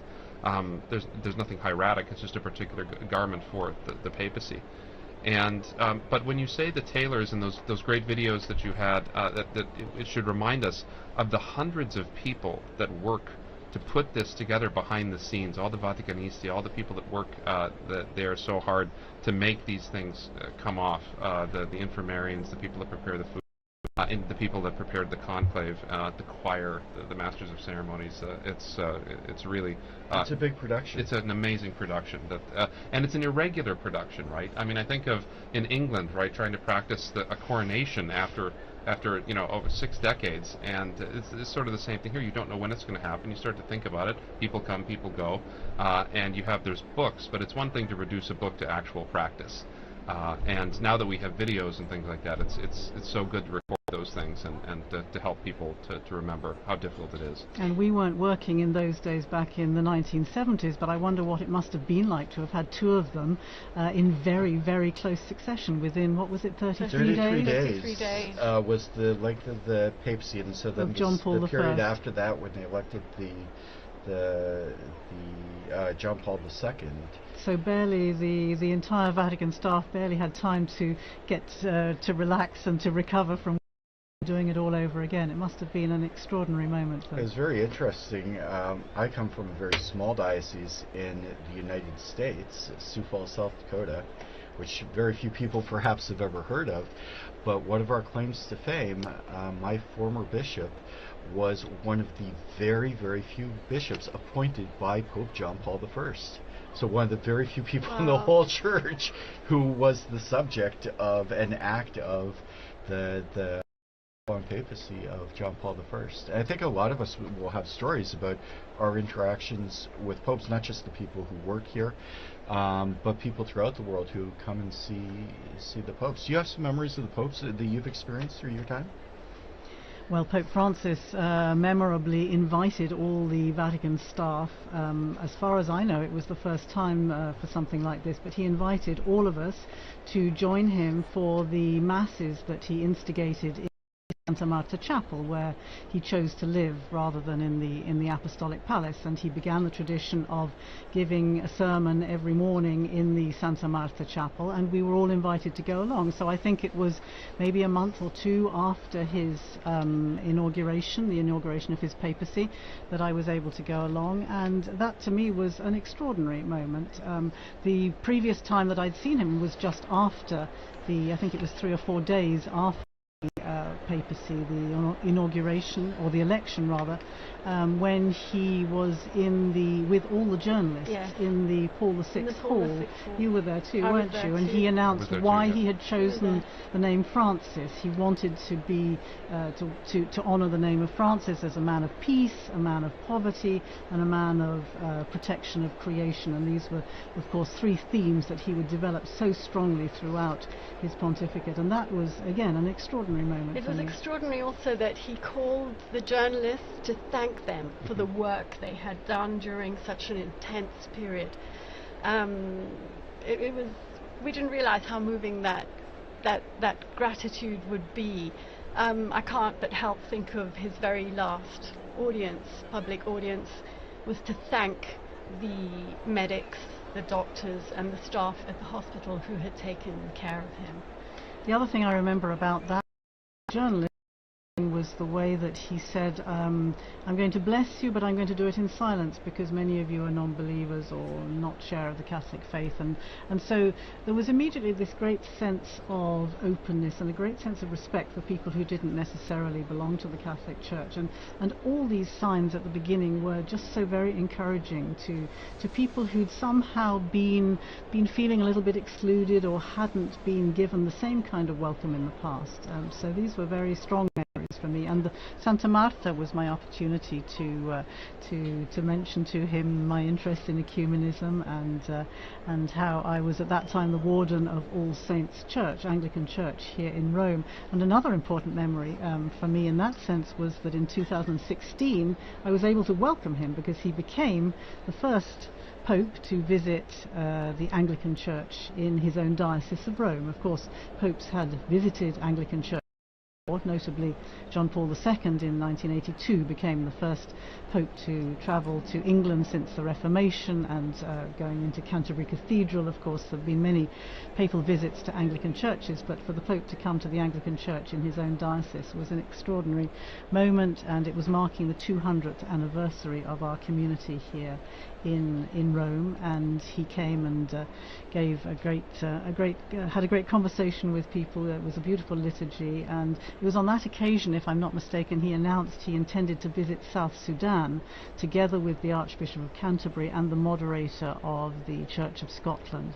That hadn't been, there was a bit of an uproar because it hadn't been officially announced by the Vatican, but he announced he intended to go anyway, which was typical of the Francis style, wasn't it? Absolutely. Do you have any memories? Well, yes, it's funny that all 4 of us were at that journalist audience. That was an enjoyable day, but he joked that day too. Remember when his papal name about how whether I may have gone with Adrian the Seventh, you know, as the great reformer, but he didn't live very long. So, and then he said, well, I could have taken Clement, you know, the Pope that suppressed the Jesuits, and so that got everybody loosened up, and I thought that was a really charming way. But I do also remember a moment with Pope Benedict, it was a strange one. We were in Valle d'Aosta after we'd been in Rome for a while, so we were away from Roman things, and we were driving through town, and it was this traffic. I was like, this is like Roman traffic. I mean, why is there so much traffic up in this little corner of Italy? And I turned my head, and right next to me was Pope Benedict. He'd just been taken to the hospital after he'd broken his arm when he was on vacation there. And so he was right next to me and my family in the car, like going the other way on the street stop. Did you wave? We waved, yes. So we're looking at the screen here. We're looking at the square. Getting close to be a time for smoke. What do you think? Well, we're expecting the vote to take place shortly after the Cardinals went into conclave, the first vote this evening. But as a lot of people have noted, it's pretty well known, this is the largest group of Cardinals ever to enter into conclave, 133. If you watch the broadcast of the entrance, it takes a little while for 133 mostly elderly Cardinals to get up, to cast their vote, for the votes to be counted. We heard Monsignor Burns' very excellent elaboration of that process. So we're not sure how long it takes, and I think that's a challenge for all of us, but also for the people coming in the square. If you were watching at the beginning of the broadcast, the square was not empty, but there weren't a whole lot of people there, and they've been filtering in. It's really filled up. It's really filled up. All remember previous conclaves, when the white smoke comes out, everybody in Rome is going to be coming to St. Peter's Square. But just to talk a little bit about the process this evening, we are expecting a vote perhaps around 7:30 in about 10 minutes, but there's no precise timing. So it could be any time, and we will have people watching for that first wisp of smoke, and then to try and determine what color it is. And Phil, Linda, maybe you can tell us a little bit about what we can expect in the next couple of days in terms of looking for the smoke and the outcome of the different votes in the Sistine Chapel. Well, the one interesting thing I've just discovered is, as you were saying, there are two separate votes. Oven, yeah. Okay. Well, just one on the first day, right? Just one on the first day, but as from tomorrow morning, 2 in the morning and 2 in the afternoon. So should the smoke arise in the middle of one of those sessions, it'll be white for sure. That's right. Yes. Right? That's because if they go immediately to a second vote if it's a failed vote, and so that means we won't get smoke until around noon. If it's even a failed later, vote. in fact, I think we're expecting around 1 o'clock. Around 1. So if we do absolutely right, if we get it at 11:30, 10:30, 11, it will be white smoke. Yeah. I heard an interesting little detail. You were talking about people rushing from around Rome. When people hear the news, they tend to gather in the square to see who the new Pope will be. I read a lovely detail from the English College, the Venerable English College, where the seminarians from the UK trained to become priests, and there was obviously a question about were they allowed to run out of their classes if they heard news of course all of them will have their cell phones, I imagine, so they'll get news almost within seconds of it happening, and apparently there has been a ruling from the college that seminarians are allowed to get up in the middle of classes and to go and congregate in the square to acclaim the new Pope if and when it happens during the day. I remember I was a student at the Angelicum during the election of Pope Benedict in 2005, and that same question came up. Of course, John Paul had been Pope for almost 27 years, so a conclave was a new thing. And the college didn't make any determination, so the classes were going on during the conclave, and as soon as it became evident that the Pope had been elected, there were people who left class. And I remember some of the professors being horribly offended that the students had left for a truly momentous historical occasion.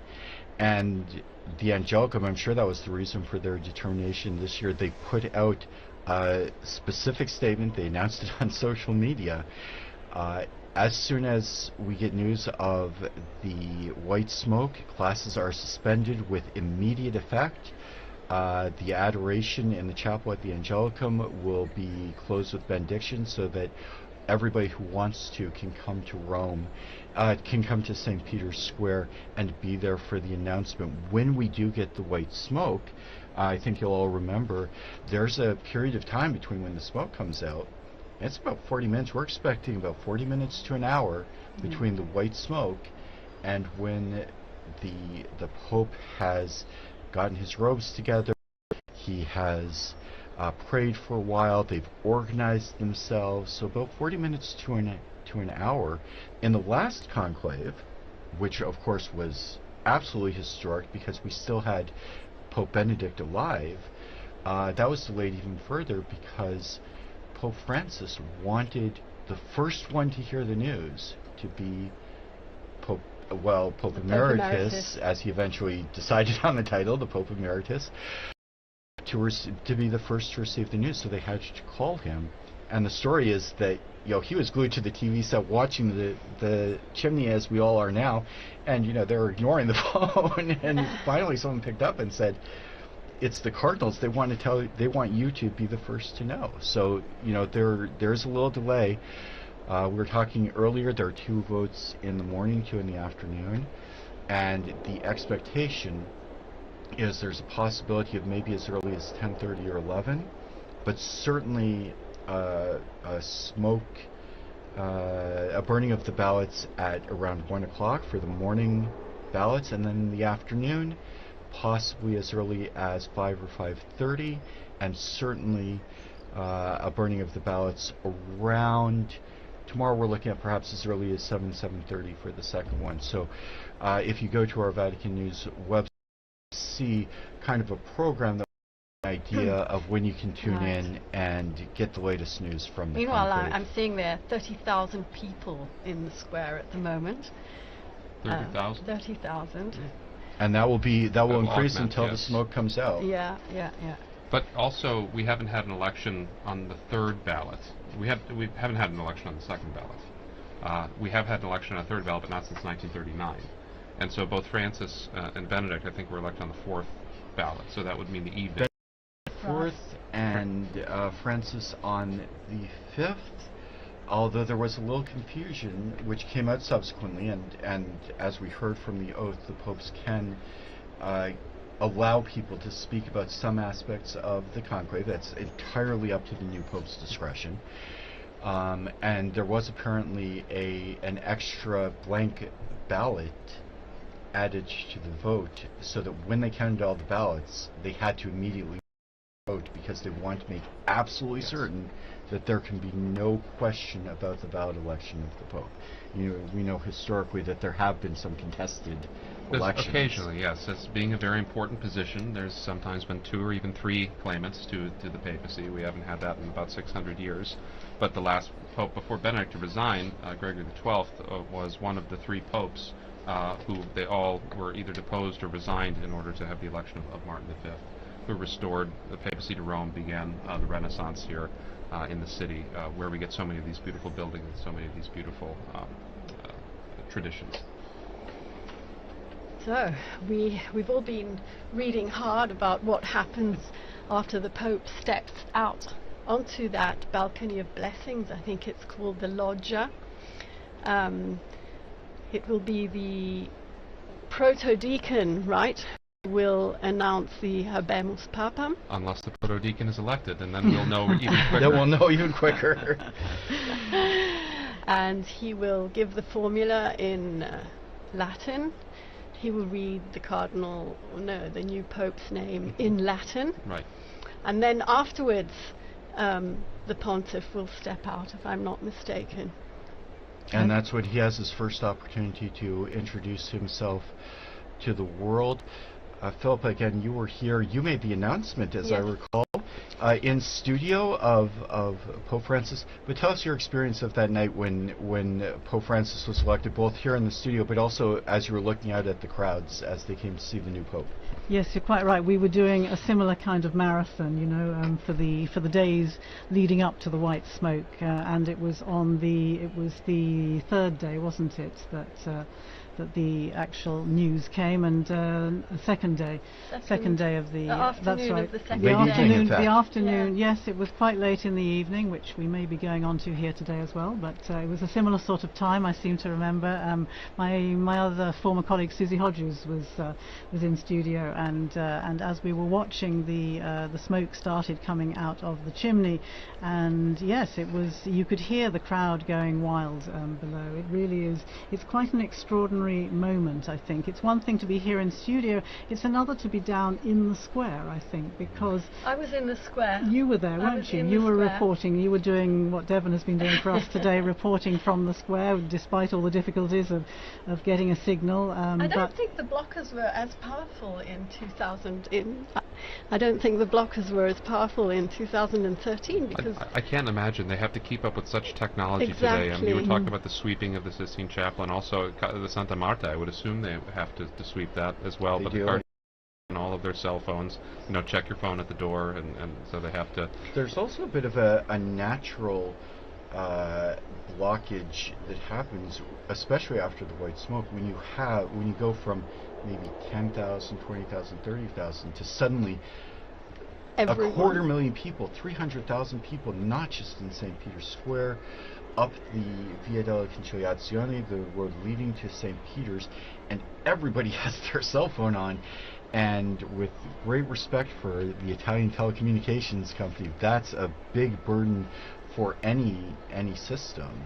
And so when you are trying to get out there and you're there and you're trying to send a video of you with the selfie with the new Pope, you might have trouble getting a hold of your friends and family back in England, back in the United States. That was most noticeable even during the recent funeral for Pope Francis, when you have those numbers. Again, I think the figures were 400,000 officially, weren't they, between those gathered in the square and those who were along Via della Conciliazione and down on the route towards St. Mary Major for the burial when Francis was laid in his final resting place.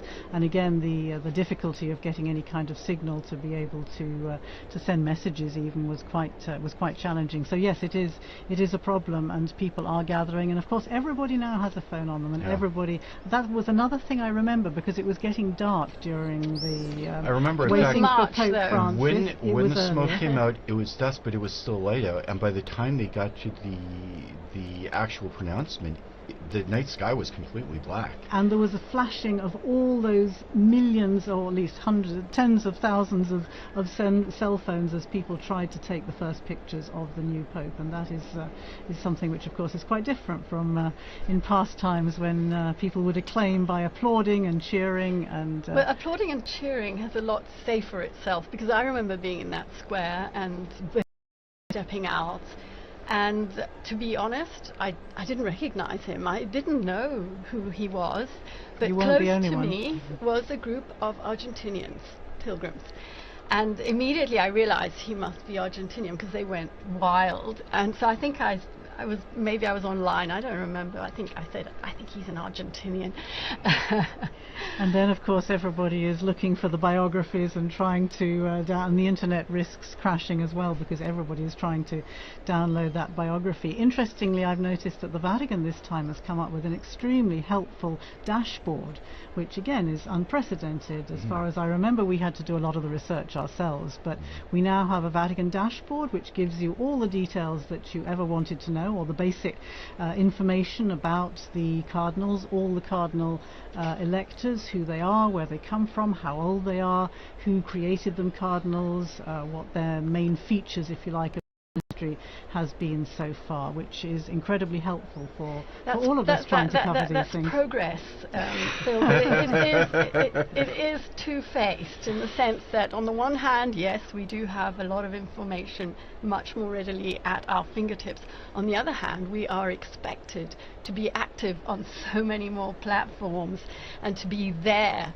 And so it's been a really steep learning curve for us as well. We're going to have to be there when the smoke is white. We're going to take a screenshot, we're going to do a video, we're going to have a name out there.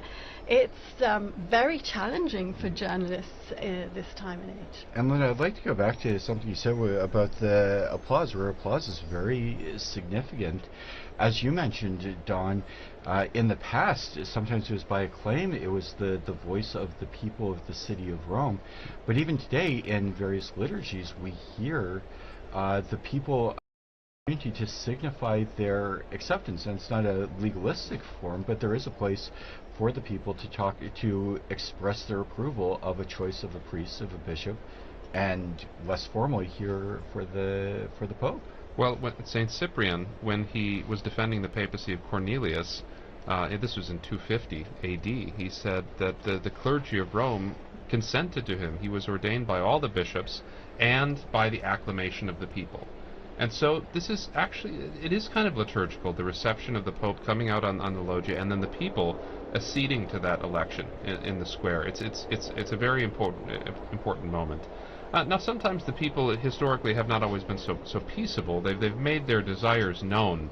So at the beginning, when Urban VI was elected, they made it very clear that they wanted an Italian, the people of Rome, and so that was an important way, and that's a way historically that synodality can work out too, in a way that people can have their voices heard, and this is a very historical way that people have had their voices heard.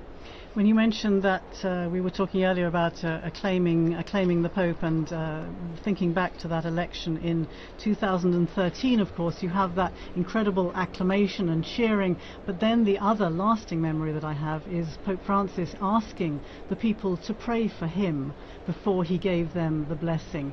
And in an instant you had however many the people there were in the square falling silent, and so you had this extraordinary contrast between the noise of the cheering and the applause and then the silence as he stood there for really quite a long time with asking people to pray for him and to pray for his new ministry. That was really quite something unusual, I found.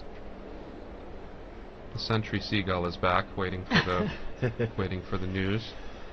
Waiting for the news. I'm reading something quite unusual for me. I'm reading that it could even be possible that today, in the Sistine Chapel, the cardinals have actually not voted, and therefore there will not be a signal. It's a remote possibility, but it exists. Yeah, all the procedures that govern everything from the moment we learn of the death of the Holy Father, or the moment of his resignation, through the ceremonies to say farewell to the previous Pope, through the period of mourning, the organization of the conclave, how the College of Cardinals organizes the events, to the entry into the conclave, and all of the details of the voting are laid out very, very precisely in a document which we've heard many times, Universi Dominici Gregis, the name of the document that covers all of this. And there is, what that document foresees is that normally the cardinals would proceed immediately to a vote this evening. However, that's not an absolute, and there is admittedly a pretty remote possibility that they don't proceed immediately to a vote. There's also what would be a very strange possibility, but we've talked about this earlier, not unheard of, if the cardinals should choose someone who is not in the Sistine Chapel, they might take a vote, but the vote is not formalized and elect a pope, but the pope is not elected until he accepts. So you wouldn't burn the ballots, you wouldn't see the white smoke, and meanwhile the cardinal electors would have to call outside the cardinal, probably make a phone call, and ask their choice to become pope. And in that case, we would not see the smoke, and then people would really start talking. Yes, that would be a journalistic crisis for sure at that. And of course, when was the last pope who was not in the conclave to be elected? It was Urban VI. It was that election right before the Great Western Schism. He was the Archbishop of Bari, and so they elected someone outside of the conclave, and so they had to send him notice of that. And it took a long while, and the people of Rome were relatively restless until they found out that, don't worry, we have elected an Italian, and they all went home and had a party. So. Meanwhile, as we've been chatting away here, the cardinals are still gathered in one of the probably most magnificent chapels in the whole world, full of symbology as well. We all know the final judgment on the wall of the apse. We all know the creation on the ceiling, but there are a lot of paintings in there as well, including some Raphaels and a very symbolic Perugino, which shows Christ handing the keys to St. Peter. Delving into the bottomless archive of Vatican Radio, I found another program by Veronica Scarisbrick. It's a short one, this. She speaks to a professor of fine arts, Brina Ennis, who tells us about that particular fresco, which is part of the of Christ on the right-hand wall as you enter the Sistine Chapel.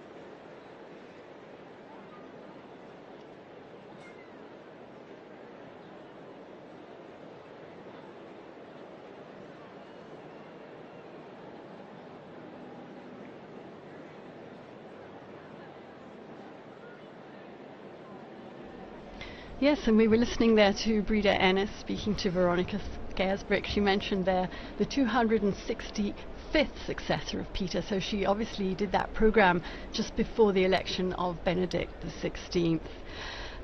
One element we haven't mentioned today, probably the most important, is the guidance of the Holy Spirit in this process. This morning the cardinals gathered in a very important Mass, the Mass for the election of the new pontiff. The Mass was presided over by Cardinal Giovanni Battista Re. He's the Dean of the College of Cardinals. And he asked the participants in the conclave, the cardinals, to join in prayer to ask the Holy Spirit for guidance. Well, that's very important. He recalled the reading in the Acts of the Apostles, how after Christ's ascension into heaven, all were united and persevering in prayer together with Mary.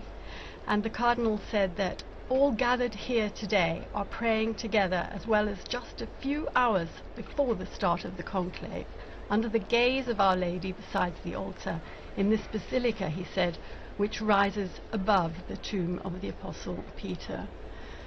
Professor Prudler, how important is this element? It's irreducible. I mean, the selection, we saw that with the prayers at the entrance of the conclave. We saw it with the Missa Pro Elegendo this morning. The intoning of the Veni Sancti Spiritus, the invocation of the Holy Spirit on the work of the conclave.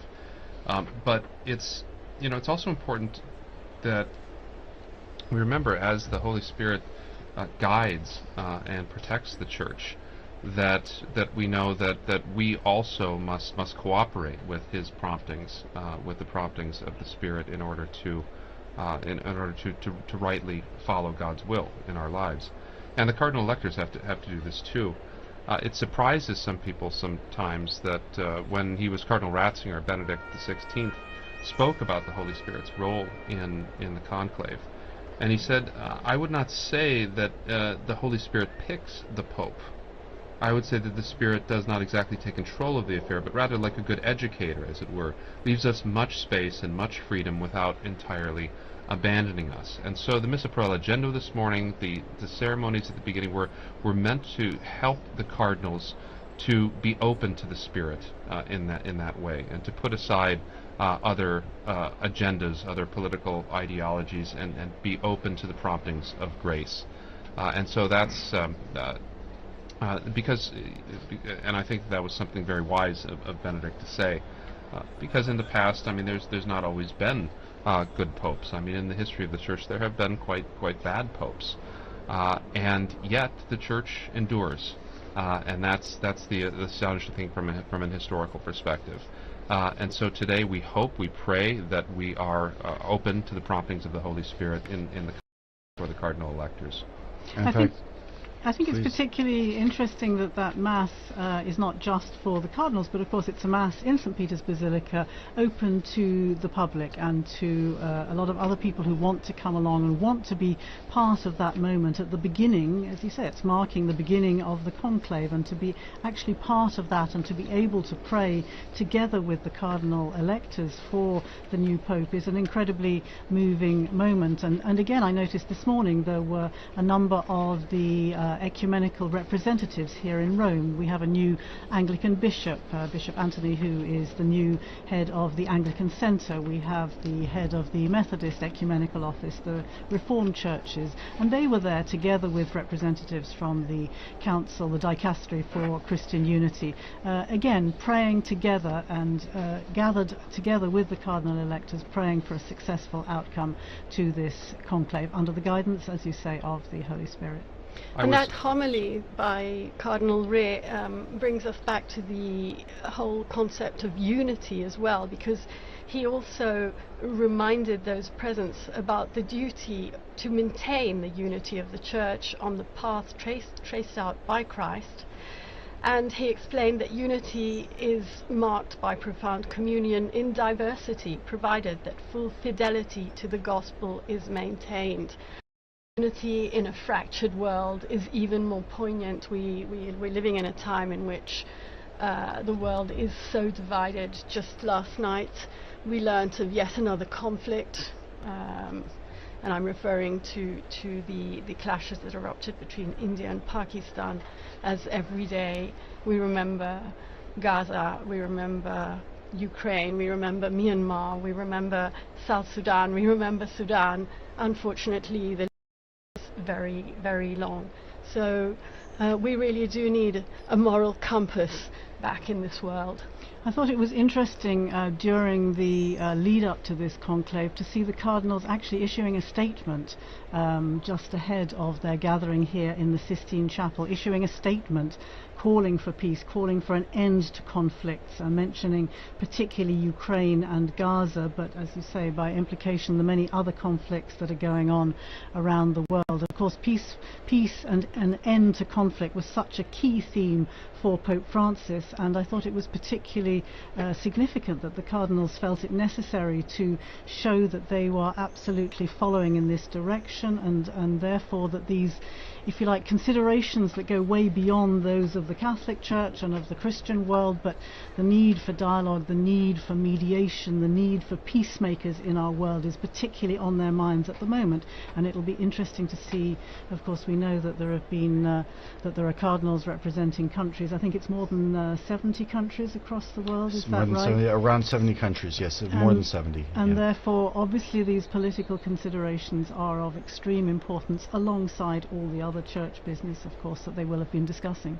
And that communique that you mentioned, Philippa, was issued yesterday. We, the Cardinals of the Holy Roman Church, meeting in General Congregation before the beginning of the conclave. That's the meetings that they hold in anticipation of the election. We, the Cardinals, noting with regret that there's been no progress in advancing the peace process in Ukraine, in the Middle East, and in so many other parts of the world. And on the contrary, attacks have intensified, especially against civilian populations.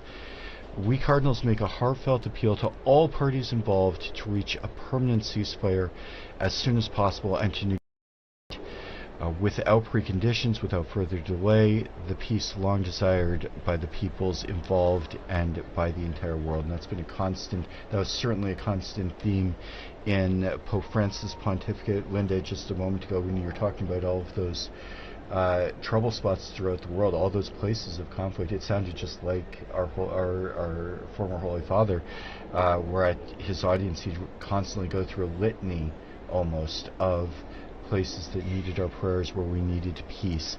And the Cardinals conclude their appeal. We invite all the faithful to intensify their supplication to the Lord for a just and lasting peace. Linda, I know you follow closely the Pope's appeals for peace over the years, not just Pope Francis, but also before that. Yes, as you were speaking, my mind immediately went to an interview that our colleague in the Africa English section did immediately after the death of Pope Francis. He interviewed the Bishop of Juba in South Sudan, who said, "We have lost the only advocate we have on this world scenario. We have lost the only voice who brings our suffering to the international community whenever he can." You know, it's a huge, huge void. Who is going to speak for us? One of the historical titles is Pontifex Maximus, right? The Pope is meant to be the chief bridge builder, and the papacy has a unique spot on the world stage to be able to do that with its diplomatic corps, with its experience in this area. And I think back, Francis stands in a long line of popes who have been dedicated single-mindedly to peace. I think Benedict, one of the reasons Benedict chose that the name was Benedict XV, the great Pope of Peace in World War I. And I think of all of the appeals that Pius XII made during the devastation of World War II. And so the papacy is a beacon and needs to continue to be a beacon for these peacemaking movements in the world.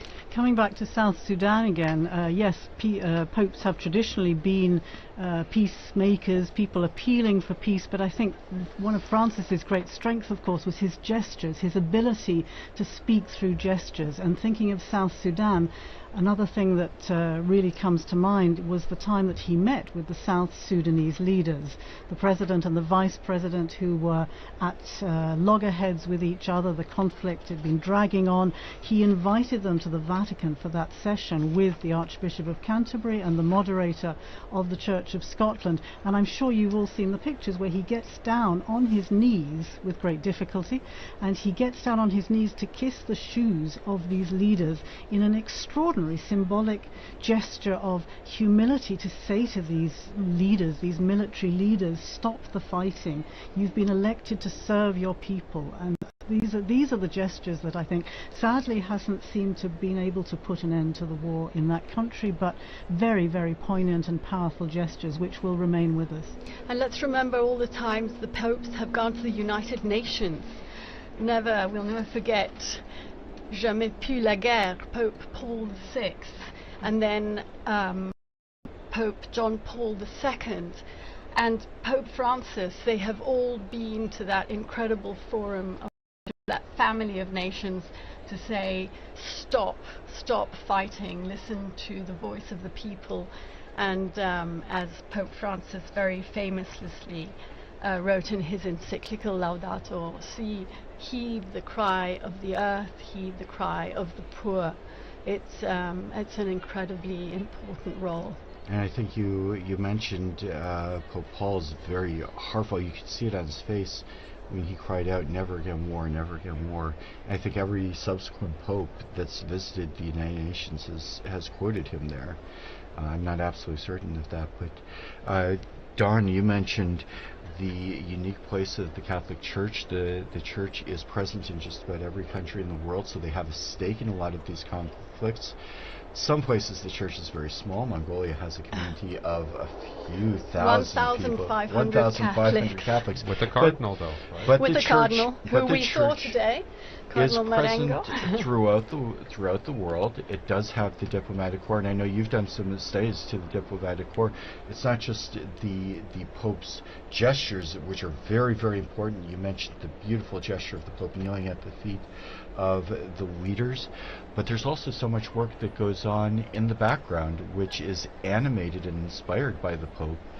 That's where the Secretary of State, the nuncios, are really trying to carry out the background work of trying to make the Pope's appeals a concrete reality.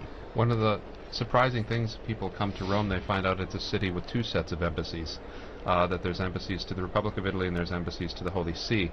And the Holy See has diplomatic relations with an immense number of countries, including countries that are at utter loggerheads with one another. And so that in situations of war, in situations of conflict, nations can come to the Vatican and use the diplomatic service in order to exchange messages of peace, in order to exchange messages offering ceasefire.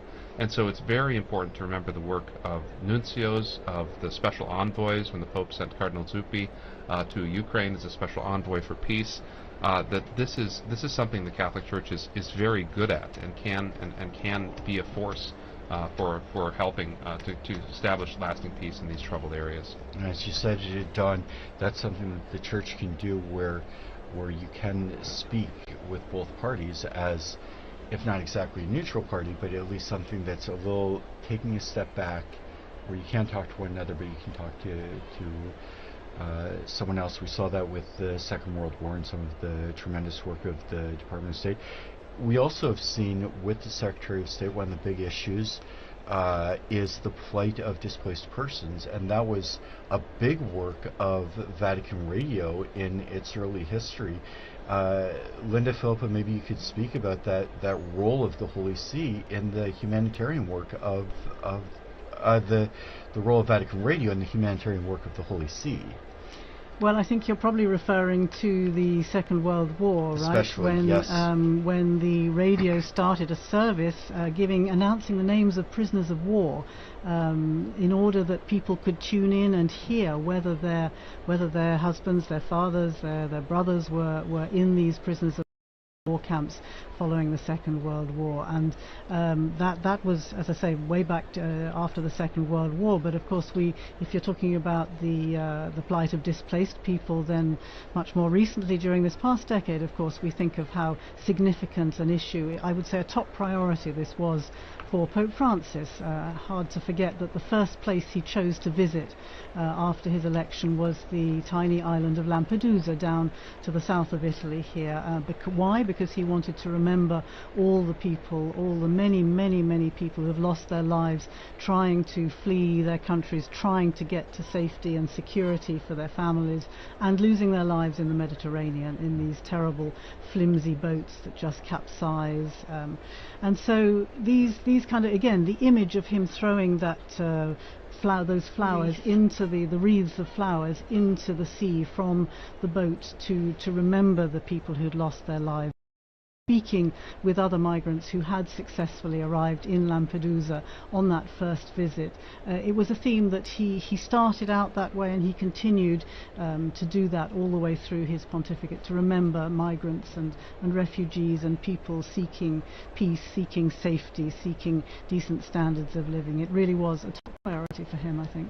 And he did that in the company of the ecumenical patriarch, if I'm not mistaken. I think Bartholomew was on that boat with him. Bartholomew went to the refugee camp in Lesbos. Right. I think you're thinking of the time he visited there when he went on a trip to Greece, and he travelled there with, yes, Patriarch Bartholomew, for whom also this is a priority. And it was, again, a moving occasion to talk to many of these men, women and children who had risked everything to cross the sea to try and get to safety. And meeting with refugees in the camp there was another very significant moment. But also here in the Vatican, you remember, he invited families, he had families come over here with the help of the St. Egidio community. The Humanitarian Corridors. The Humanitarian Corridors program. There was an awful lot of work went on together with the Dicastery for Integral Human Development and the Refugee Department there, and all the work that's been done, particularly during this past decade, I would say, is extremely significant.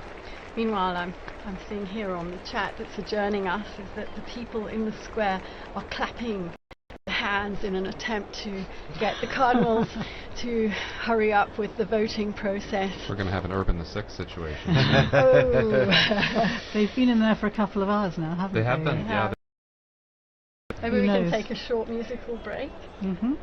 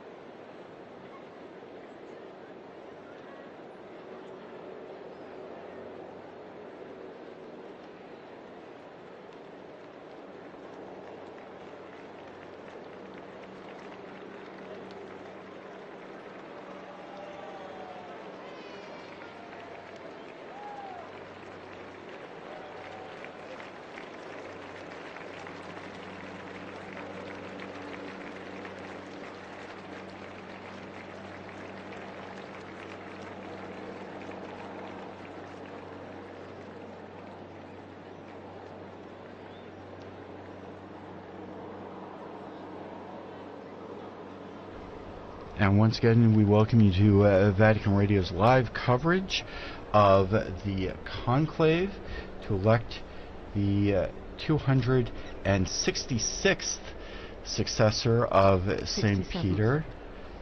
267th Pope, 266th successor, I think, is last count. But that's actually an interesting point, because the official list of popes has changed numerous times over the years. And in fact, there was a change in the 20th with different popes who had traditionally been counted as popes suddenly struck from the list, and perhaps some other clarification from historical scholars. Well, so you have things like Benedict IX, who was pope 3 different times, and then John the 20th that didn't quite make the list eventually, and so they had to skip one. And so the list of popes does, when historians look at these things and they get more details and they get more ideas, the Church will decide whether or not that this person was a legitimate Roman pontiff or not. Because this is an important question. This is a Catholic fact. We have to know who is the Pope. We have to know, because Christ promised this to his Church. And so it's critical that we know who and what are. But so sometimes in the dim recesses of history where we have too few records, it's difficult to say for sure. I'm not a historian myself, but of course the medallions in the great Basilica of St. Mary Major that contain the images. Now that's St. Paul's Basilica outside the walls. St. Paul's outside the walls, yes, you're right. Yeah. But presumably the number up on the wall there is what we consider to be the official tally, is that right? Not quite, in fact, because at least a few anti-popes are up on medallions, including my personal favorite, at one time considered a pope, now considered an anti-pope, Pope Christopher, the one and only. He's one of them that they struck from the list due to the rather odd circumstances, untoward circumstances regarding an election of his accession. Well, if you are just joining us, we are entering the third hour of our coverage of the conclave. We are anxiously awaiting smoke to appear from the chimney in above the Sistine Chapel. That's still not happening. As we heard just a while ago, the crowds that have now gathered in St. Peter's Square are getting a little enthusiastic in their expectation of the Pope. Our third hour, I would like once again to thank our television and radio partners, including EWTN TV, Catholic Faith Network in America, Shalom World Television Network USA, At Madarshan TV, Catholic TV, Mada TV India, and Uganda Catholic Television, UCTV, as well as radio partners Luminous Radio and Radio Katipunan in the Philippines. I'm here with our very learned guests, Philippa Hitchin and Don Prudlow, and perhaps we could talk a little bit about what we can expect. Some of us have been listening to our broadcast now for a couple of hours and maybe wondering what's happening and what's going on right at the moment. Well, I think they're getting ready to burn the ballots. Meantime, another thing we've all been chatting about in the run-up is what name will Pontiff choose, because it's a long-standing tradition that the baptismal name is changed, but it hasn't always been so, if I'm not mistaken. But we do know that the first act of the new Pope, immediately after accepting his canonical election as the Supreme Pontiff and before fulfilling other obligations, is the choice of his name. And this name is announced famously on the loggia by the Cardinal Protodeacon after the famous formula Habemus Papam, followed by the Pope's baptismal name in Latin. So Francis was the first Francis. I remember we were going, we're going to call him Francis the First, and we were told, no, it's just Francis, he is the first. But it's an old custom that apparently emerged as early as the first millennium of Christianity, and I'm reading here, Professor, because it's 1,500 years old, so it is a pretty well-established custom. And can you tell us anything about the popularity of certain names, why they became so much more popular than others, why Francis perhaps was never chosen until this last pontificate? Well, there have been a series of quite traditional names. I mean, there's a good list with 266 popes to choose from. There's good, and it ties people back into continuity with the past.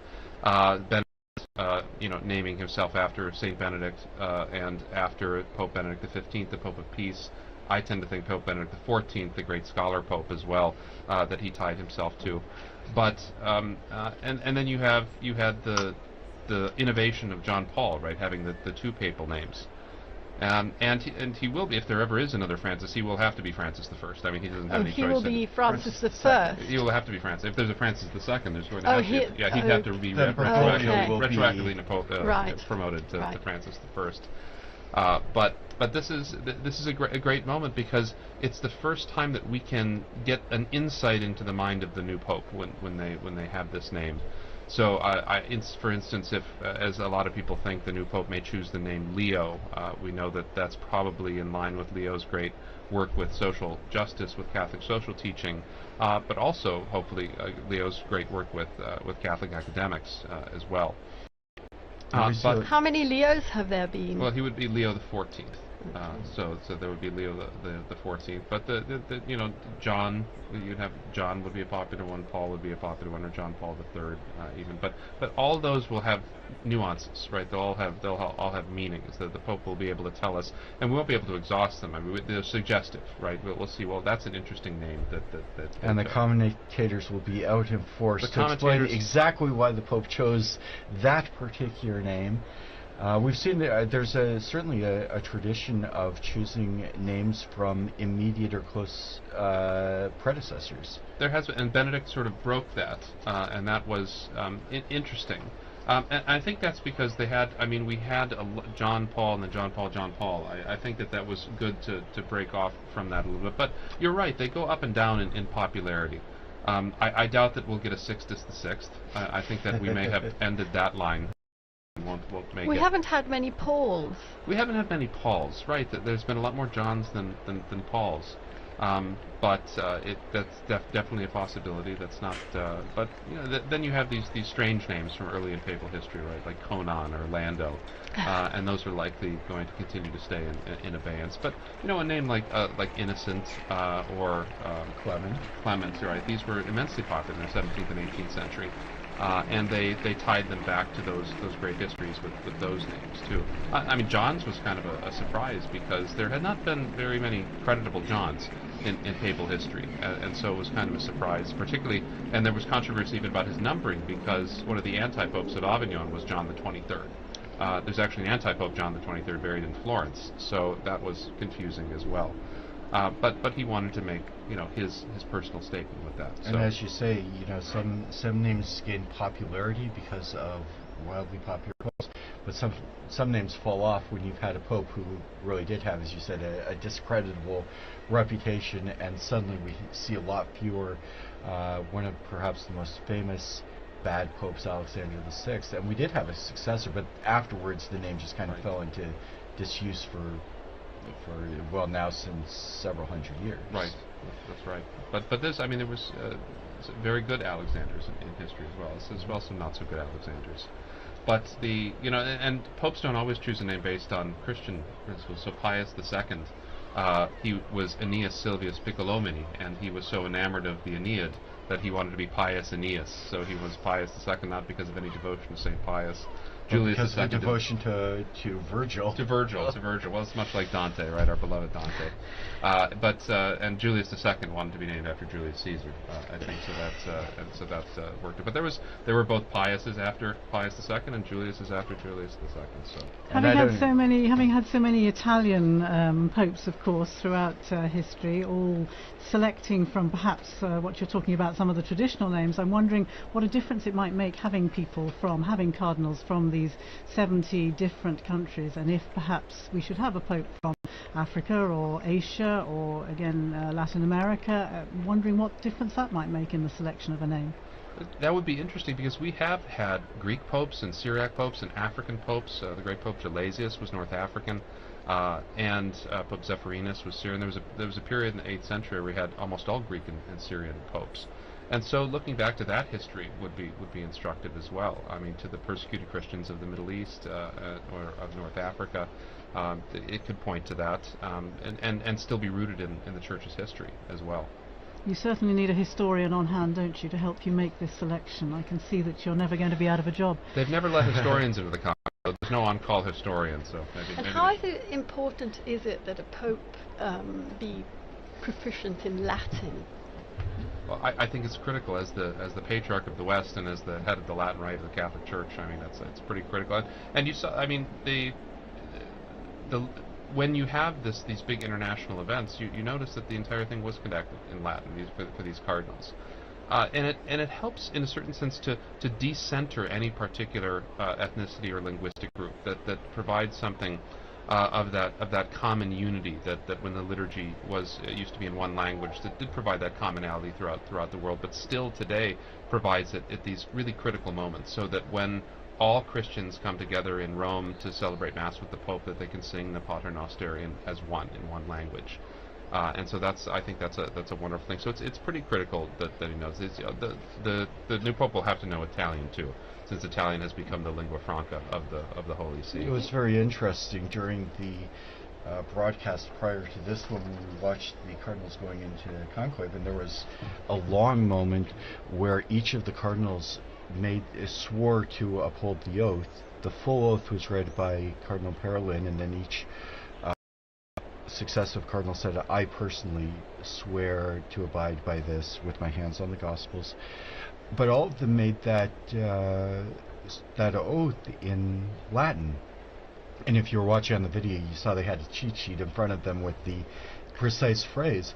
What was really fascinating, you saw Latin cardinals, but you also saw cardinals from Eastern churches from all over the world, and each of them was pronouncing the exact same words in Latin in their own language. And I thought that was one of the most moving parts of the ceremony, where you'd hear an American perhaps with a bit of an Irish accent, and you'd hear a Japanese cardinal or an African cardinal, or cardinals from all over the world. Mm-hmm. I heard Stephen Brislin with his South African accent. For those of you, I mean, we all remember Pope Benedict pronouncing his Latin with a very strong German accent, which I found very endearing. So it really does offer a kind of point of unity where it's not a living language that's going to be privileged, but it's a language that everybody can kind of have a share in. And yet the language question, of course, is quite an issue for cardinals coming from so many different countries, perhaps in places where they haven't had an education in Latin to the same degree as would happen here, for example, in the universities, the pontifical universities in Rome. Even in the general congregations and so on and so forth, what is the general rule language that is spoken? You mentioned the need to speak Italian, of course, if you are elected Pope, because that is the language. As the Bishop of Rome, you're expected to have a good command of Italian, but that isn't necessarily the case for a lot of these men, is it? Several popes have reiterated the importance of learning Latin, and so, because I mean that's the language of canon law and of all official documents in the Catholic Church. It's really critical that we help to form young priests, especially in emerging countries. But then we also expect them, like you said, we expect them to learn Italian too. And so this is also extremely difficult for particularly non-Mediterranean, non-Western people.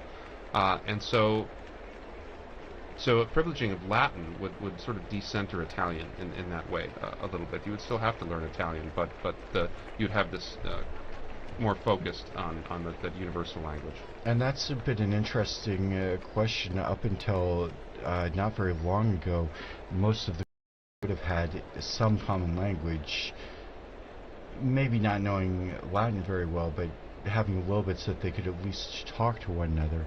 And we already saw in the general congregations before that in the various synods, the synods of synodality, where you have to come up with a language that people can understand, or make sure that different addresses, documents are translated into various languages. For a long time, the cardinals would have been largely well educated, and or when I say well, not good, but in the sense of had a lot of education and maybe could talk to one another. One of the things they've talked about with this conclave, with 133 different cardinals, not all of them speak Italian, not all of them speak English or Spanish, which are somewhat common languages, but they're in a room where if they want to talk to one another, there are some limitations as to their ability to communicate. And that and we see it with synodality too, right? We often get shunted off into language groups, right? Which is sort of defeating the purpose of the whole idea. I mean, just it's difficult for us to conceive of, say, but Vatican II, to think back to Vatican II, and that the entire thing for 4 years was conducted in Latin, with everyone having an equal voice and able to discuss with one another in that. Now, it's possible that new translation software and things can come and make a difference like this, but having that common tongue has been something that's been very important to the Western world. That would be an interesting technological change if in some future conclave they're all issued a universal communicator to translate on the spot, and then you don't have to worry about translators coming in and violating. And I think about that ecumenically too, because I mean the use of Latin transcended the boundaries of the Catholic Church for so many centuries. In Europe, it was the common diplomatic language. It was the language. There's a famous exchange between C.S. Lewis and an Italian priest. Neither of them spoke the other's language, so they wrote each other letters in Latin. And so that is one of those commonalities too that we all share. Yeah. And we're still waiting for the even the seagulls. Even the seagulls has given up. Yeah. I'm hearing it's getting chilly out there as well. And one of the things that we can expect that at least some of the cardinals probably have in mind what effect this is having on people outside. I would think, yes. Could be a good sign because, or it could be just that they're waiting to burn the ballots. Who knows? But they should, because it's just one ballot, that they wouldn't have to wait after the scrutiny is done. But as you were saying earlier, I think, Chris, this is going to affect timings, isn't it? I'm imagining not just today, but we start again tomorrow morning. Just give us a recap of the times that are expected. The Cardinals gather again at 9 o'clock in the morning, is that right? Inside the Sistine Chapel? They begin with Mass and prayer. The actual voting is largely, as we've said, it's not a point. The conclave is not a place where people are going to get up and give campaign speeches, or much speeches at all. I've heard many cardinals talk about conclaves as more like a retreat than anything else, and when they come into the Sistine Chapel and do the vote, that's all they do. So what we've been kind of expecting, it's very imprecise, as we're seeing even as we speak.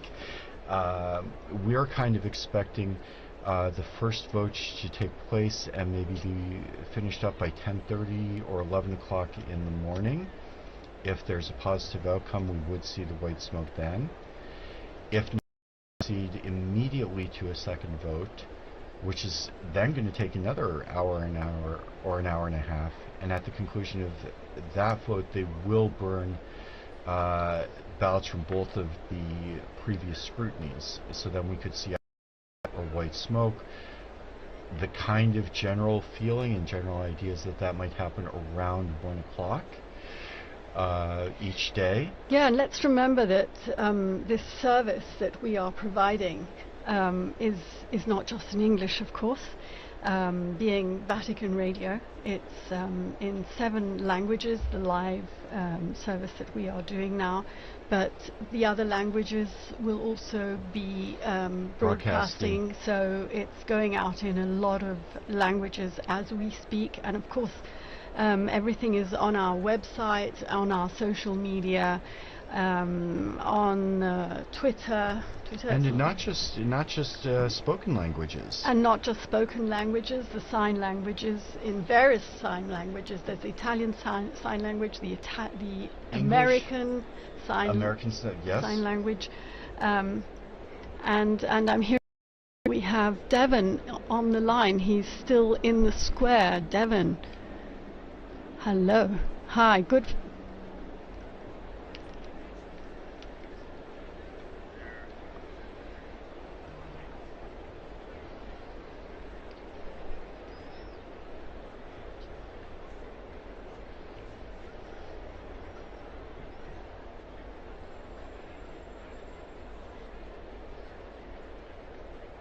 Is it getting dark?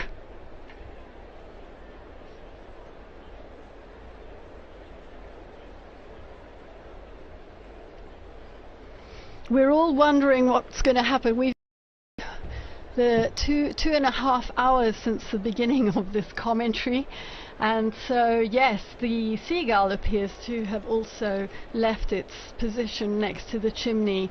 Perhaps also growing impatient.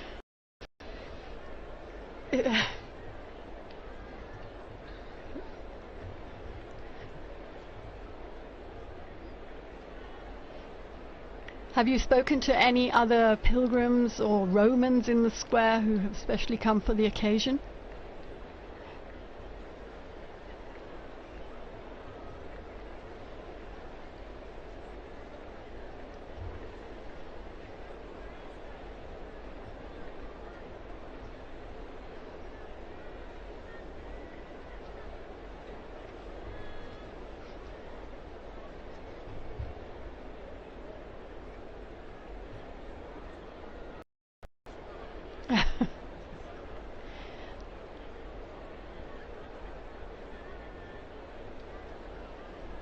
Absolutely.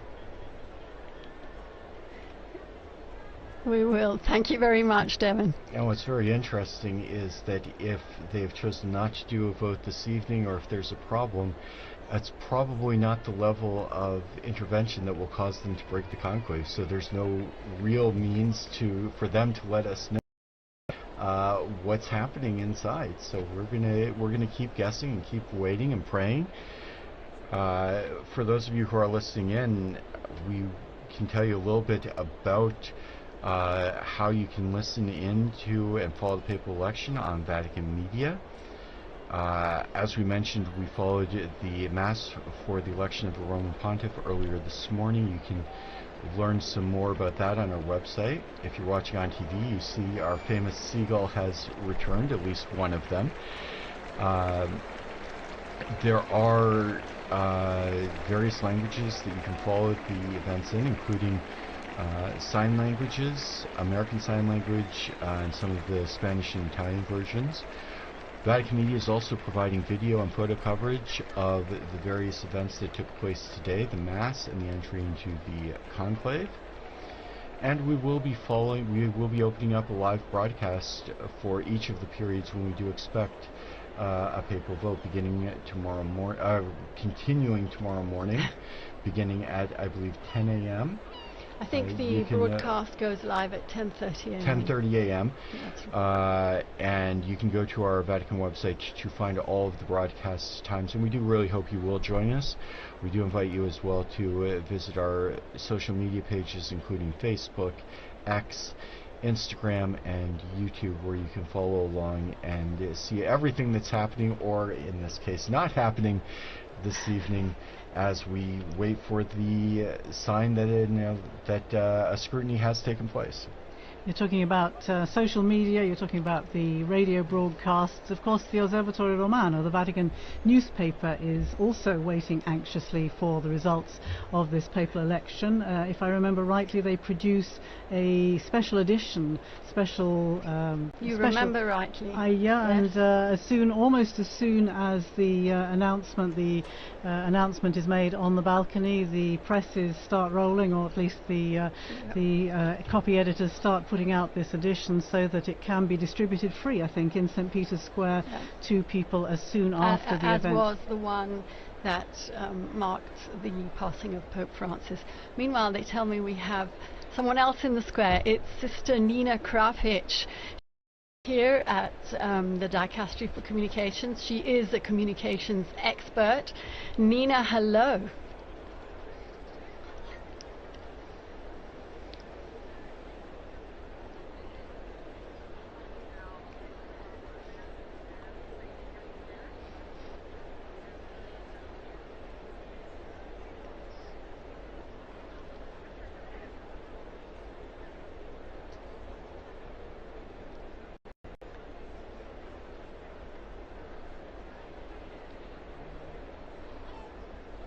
It's your first conclave, isn't it, Nina?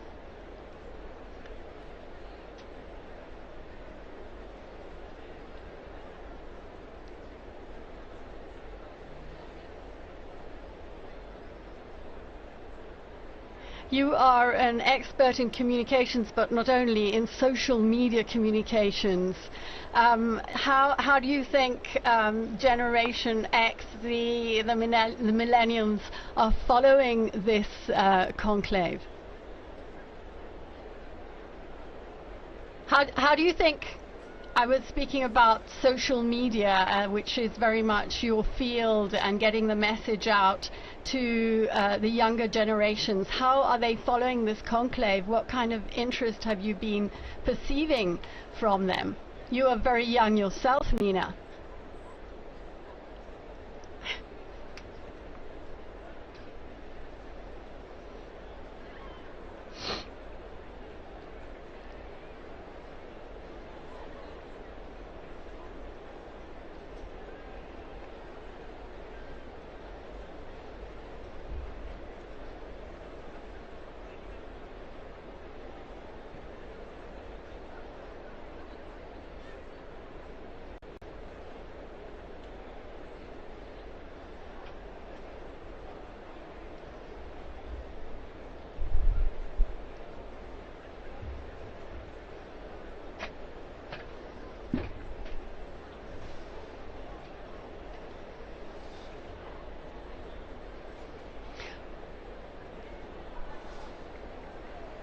Well, you know how we knew that you were there, Nina?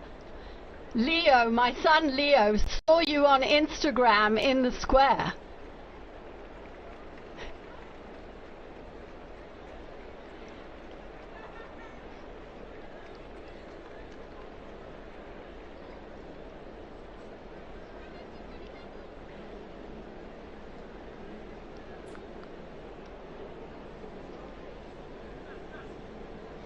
Right.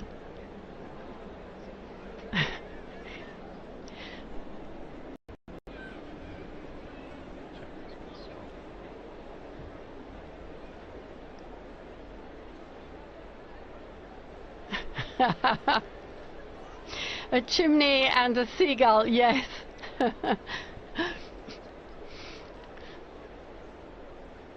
Thank you, Nina.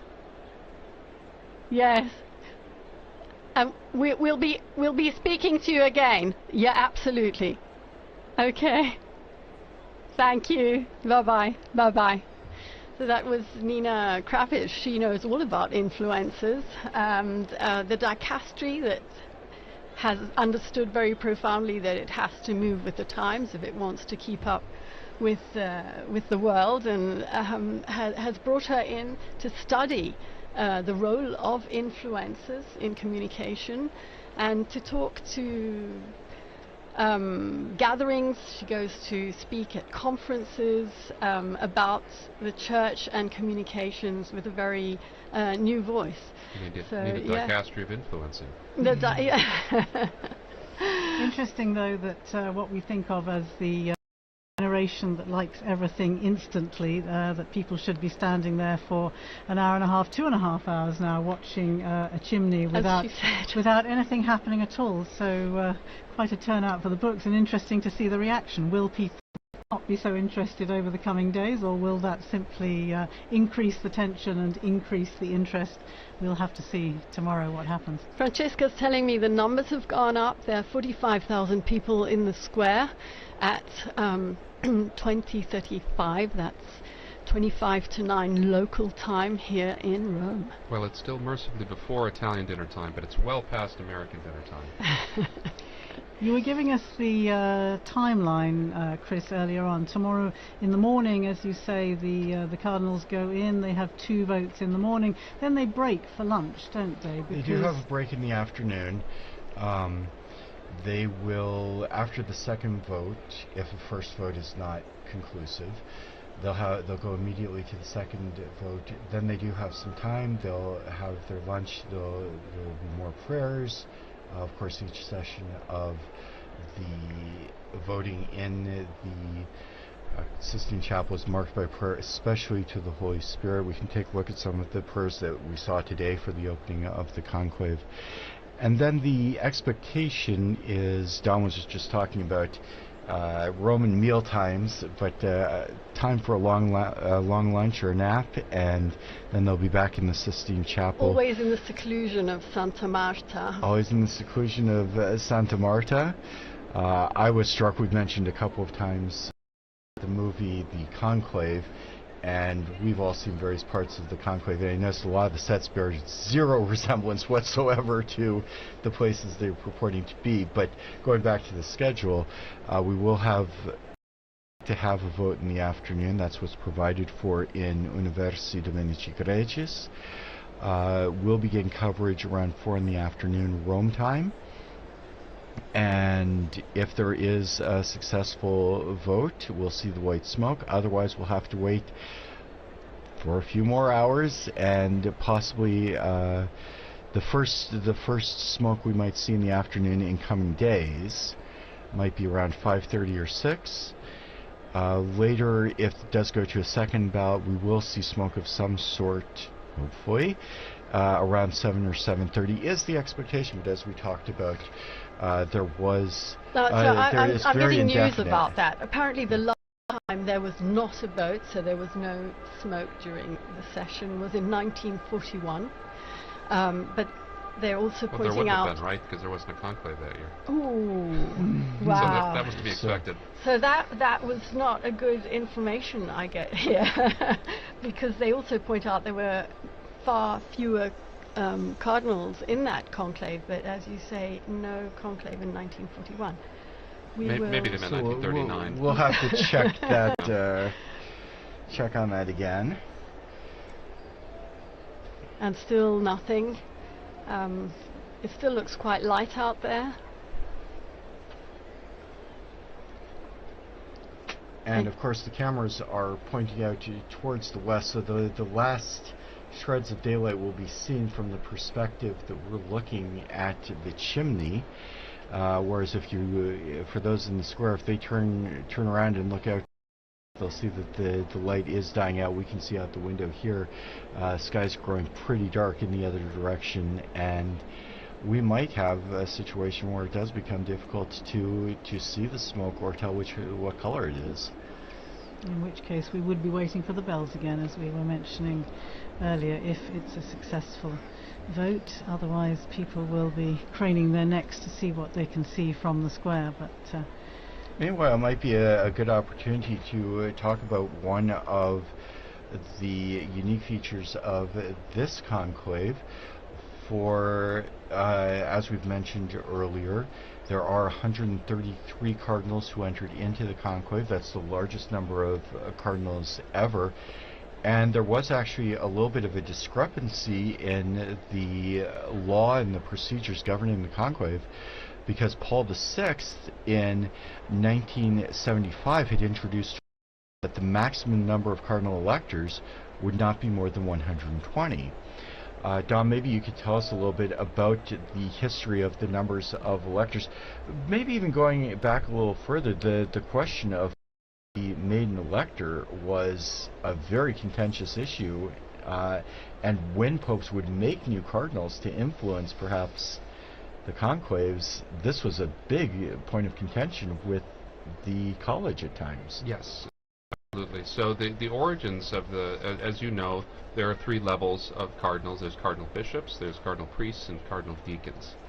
And originally, there are 6 cardinal bishops of the Suburbicarian sees. He's like Frascati and Ostia. Ostia is the senior bishop on the see. There were 35 cardinal priests. Cardinal priests were drawn from the original tituli, the early parishes of the city of Rome. And so we can see before even the year 500 the lists of the original parish. And they would be given the title to these parishes. And there were 14 cardinal deacons. The city was divided into 14 different districts based on the needs of the faithful. And so as time went on, this number was fixed at 70. But during the early modern period, the church had grown so much and worldwide that 70 wasn't enough to give a decent representation for the church anymore. And so during the after Vatican II, the number was increased to 120. And this allowed for a much wider representation of cardinals from throughout the world. And the discrepancy came because because popes wanted to make more appointments, because you have cardinals aging out all the time. They're always, you know, every month or two you have another cardinal that doesn't get to vote anymore. And it's not just Francis that exceeded the number. Benedict and John Paul also exceeded the number. They just did not have a conclave during the period when the number was exceeded. And so clearly it's the manifest will of the supreme legislator, the three last popes, that if there were to be a conclave, it would be it would be that all the eligible electors. So the cardinals a couple days ago made a decision saying that this was the manifest will of the elector. All cardinals under 80 who are in Rome and can participate can vote. Joining us now in studio, we have Joseph Tulloch, our very own Joseph Tulloch from the English section. We were mentioning the Mass. Joseph was actually one of the readers at that Mass, as he read the other day at after the funeral Mass in suffrage for Pope Francis. Joe, you were standing out there in that square filled with tens of thousands of people. First of all, would you like to tell us what that felt like and how you lived this experience? Yeah, sure. Hi everyone, I'm Joe. I'm part of the English team here at Vatican News. And what Linda's talking about there is, so I was reading this morning, but before that I had the chance to read at the second, what they call Novem Diales Mass, so the second Mass basically in memory of Pope Francis. It was really nice. It was a really great opportunity to say goodbye to the Pope. That was right after the death, and we were still really missing him. So that was a really great opportunity. There's about 200,000 people showed up for that Mass. I think some of them had been planning to come. There was supposed to be the canonization of Carlo Acutis on that day, and so there was lots of young people who were already going to be in Rome. But what was nice was they were clearly happy to be there for the Mass that they had to go to instead, which was the second memorial Mass for the Pope. There's lots of cheering. They really, there was really. Sorry, I thought I saw a flash of smoke there, but it was just a seagull's wing, I think. Right. Very disappointing.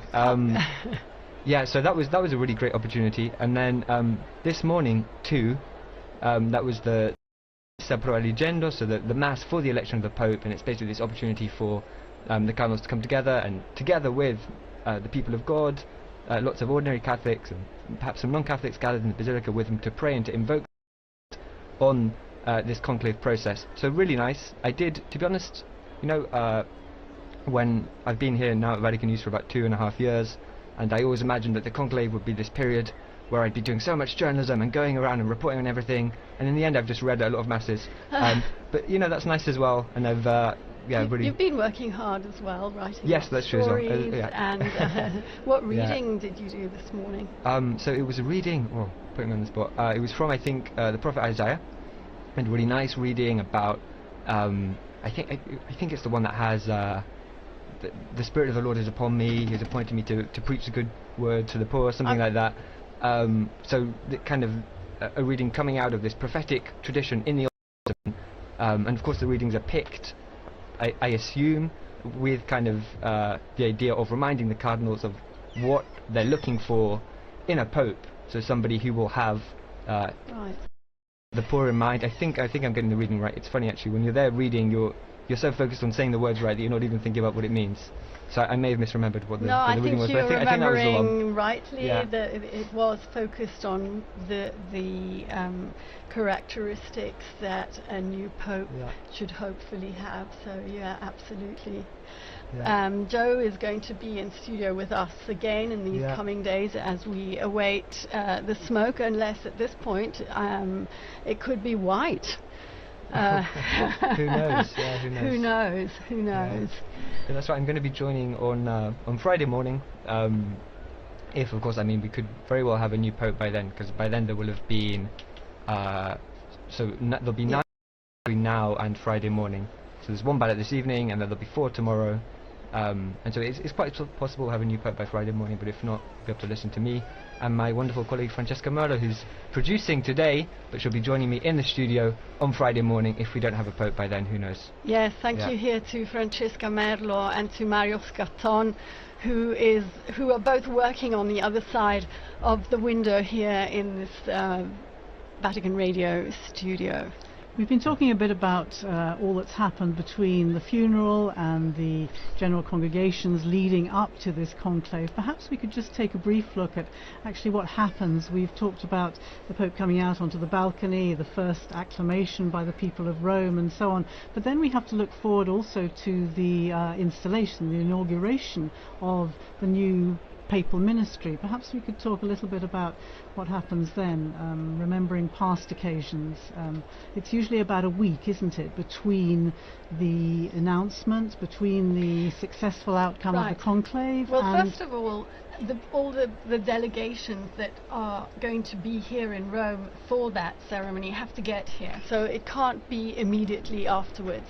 There are some technical times that have to be respected, so even should the Pope be elected on Friday, it couldn't be on Sunday. It would just be too early, although on Sunday he could probably do his first Angelus address. Yes, absolutely. And we have to remember that if he's a bishop already, and all the cardinals in there, and most of the cardinals are bishops, that he becomes Pope the moment he accepts. When the cardinal asks him, do you accept the canonical election as Roman Pontiff, and he says yes, he's the Pope. And so the installation Mass is, it's not a formality, it's a very important moment that he inaugurates his Petrine ministry. But he becomes Pope with full authority at that moment. And then the inauguration, I remember being at the inauguration in 2013 and being up on the colonnade. That was a great privilege. I love doing that. And you see, because then you allow, just for the funeral too, like when they have the delay, you want the dignitaries to be able to come, and they will come. I mean, as we've seen it, I mean, the world pays attention to what happens in the city, and that's critical. But there's a whole set of ceremonies that go along with the new Pope, right? That culminate really after the installation Mass with the actual possessio, the taking possession of his cathedral at St. John Lateran, which I was also present for when Pope Francis took charge of his cathedral. And so this is a wonderful series of events that makes fuller the meaning of what's happening in the Sistine Chapel right now. Pope Francis particularly wanted his inauguration, if I remember correctly, to be on the feast day of St. Isn't that right? And that, of course, became, again, a bit of a theme during the pontificate. We learnt that he had the statue of the sleeping Joseph that he would keep on his bedside table there in Santa Marta. Had a particular significance for him, didn't it? And he inserted the name of Joseph in every Mass that was said throughout the world. So there's a great devotion to St. Joseph, to St. Joseph in his feast days, as patron of the Universal Church, but also as a patron of workers and as a patron of fathers. It was very important to him, for sure. The thing I remember particularly about the installation of Francis, of course, was that it was only 3 days apart from the Archbishop of Canterbury, and because I was covering ecumenical affairs, I wanted to be in both places, and fortunately, because there was that little time gap, it could have been on the same day, but actually in the end I was able to be here in Rome for the papal inaugural Mass, the papal installation, and then get to Canterbury as well for the Archbishop of Canterbury's taking the beginning of his ministry there in Canterbury Cathedral. And there was a nice, when Francis died, there was a nice little tribute from Justin Welby, no longer of course the Archbishop of Canterbury, but there was a nice tribute in which he talks about his first meeting with Pope Francis, and he was ushered into these, extraordinarily elaborate and baroque surroundings in the apostolic palace, and feeling a little bit intimidated anyway, and he sits down, and the Pope begins by saying, I'm senior to you, as you know, and of course his kind of heart sunk, and he thought, well, this kind of wasn't the tone I was expecting, and then the Pope looks up and jokes and goes, by 3 days only, and that was kind of the tone that the jokes continued, and it was the beginning of a very strong relationship in which they kind of lived out this ministry of walking and working together, which became the leitmotif of the sort of Anglican Catholic dialogue through this past 12 years. Well, in a much more modest register, we also learnt to know him and walk with him after that 13th of March, which we don't forget because we were here. We didn't know who Bergoglio was, and very slowly we began to understand him, he went to Lampedusa, as you mentioned, his very first journey abroad, after having said that he didn't really want to travel. It wasn't his thing, but he went to Lampedusa because that issue was so important for him. And being there, he realized, he told us afterwards, he realized how important it was for the people to feel his closeness and to feel he was going to them. And he ended up undertaking 48 apostolic journeys abroad, as well as many others within Italy.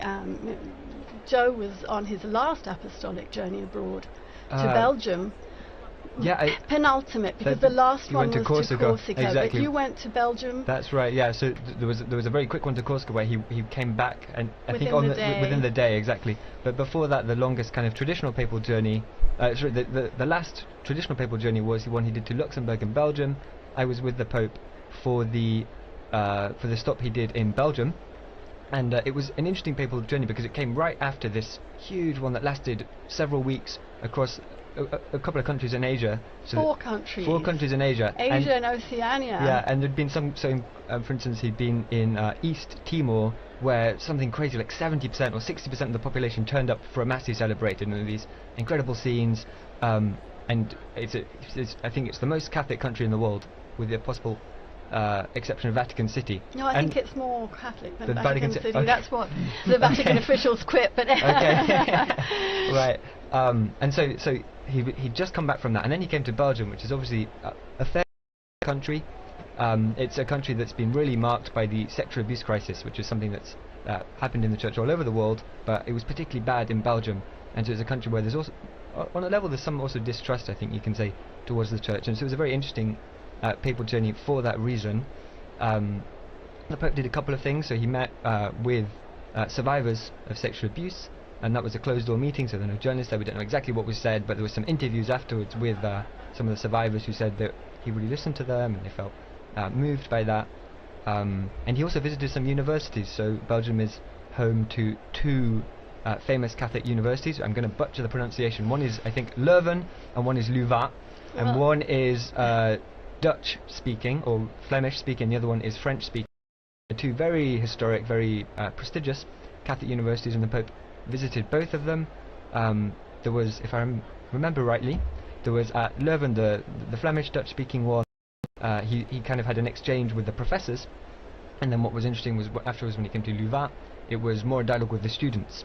But on both kind of occasions, he was doing what we really came to expect from Pope Francis, which was this dialogue, kind of talking to people, even people who disagreed with him. I remember there was some when the students were talking to him, as well as they agreed with a lot of what he said, and then they were pointing out some points where they disagreed, and that was really typical of Pope Francis as well, this desire to talk to people, even people that didn't agree with him. Absolutely. And so it was kind of it was a classic Francis trip in that way. I was speaking to the international director of the Jesuit Refugee Service just slightly after his death, and he said very much what you have been saying. He would sit down and enter into dialogue with the person he had before him, and it was never a problem to disagree or to listen to a differing perspective. In fact, he was interested in doing exactly that. Yeah. Certainly the fact of his meeting with Jesuits wherever he travelled in any of the journeys around the world became a particular hallmark, didn't it, of these trips, and I think a particularly important moment for the Jesuit community throughout the world. I'm wondering, Don, if you can tell us anything about the frequencies of popes belonging to particular orders as opposed to those who don't. I mean, it's not terribly common.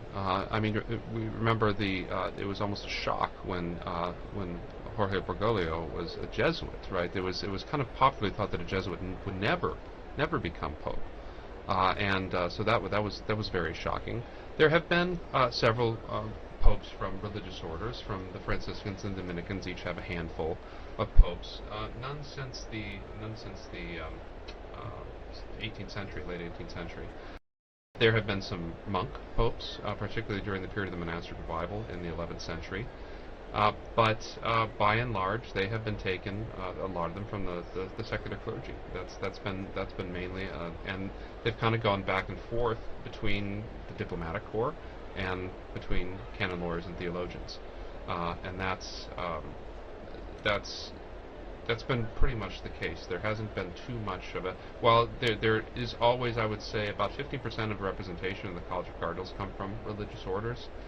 They do not often get elected to the papacy.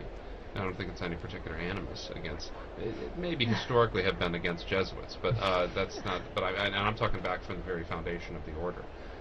But it's really something that the person has to fit the job too. And very often religious orders are focused on a ministry. They're focused on a particular specialty.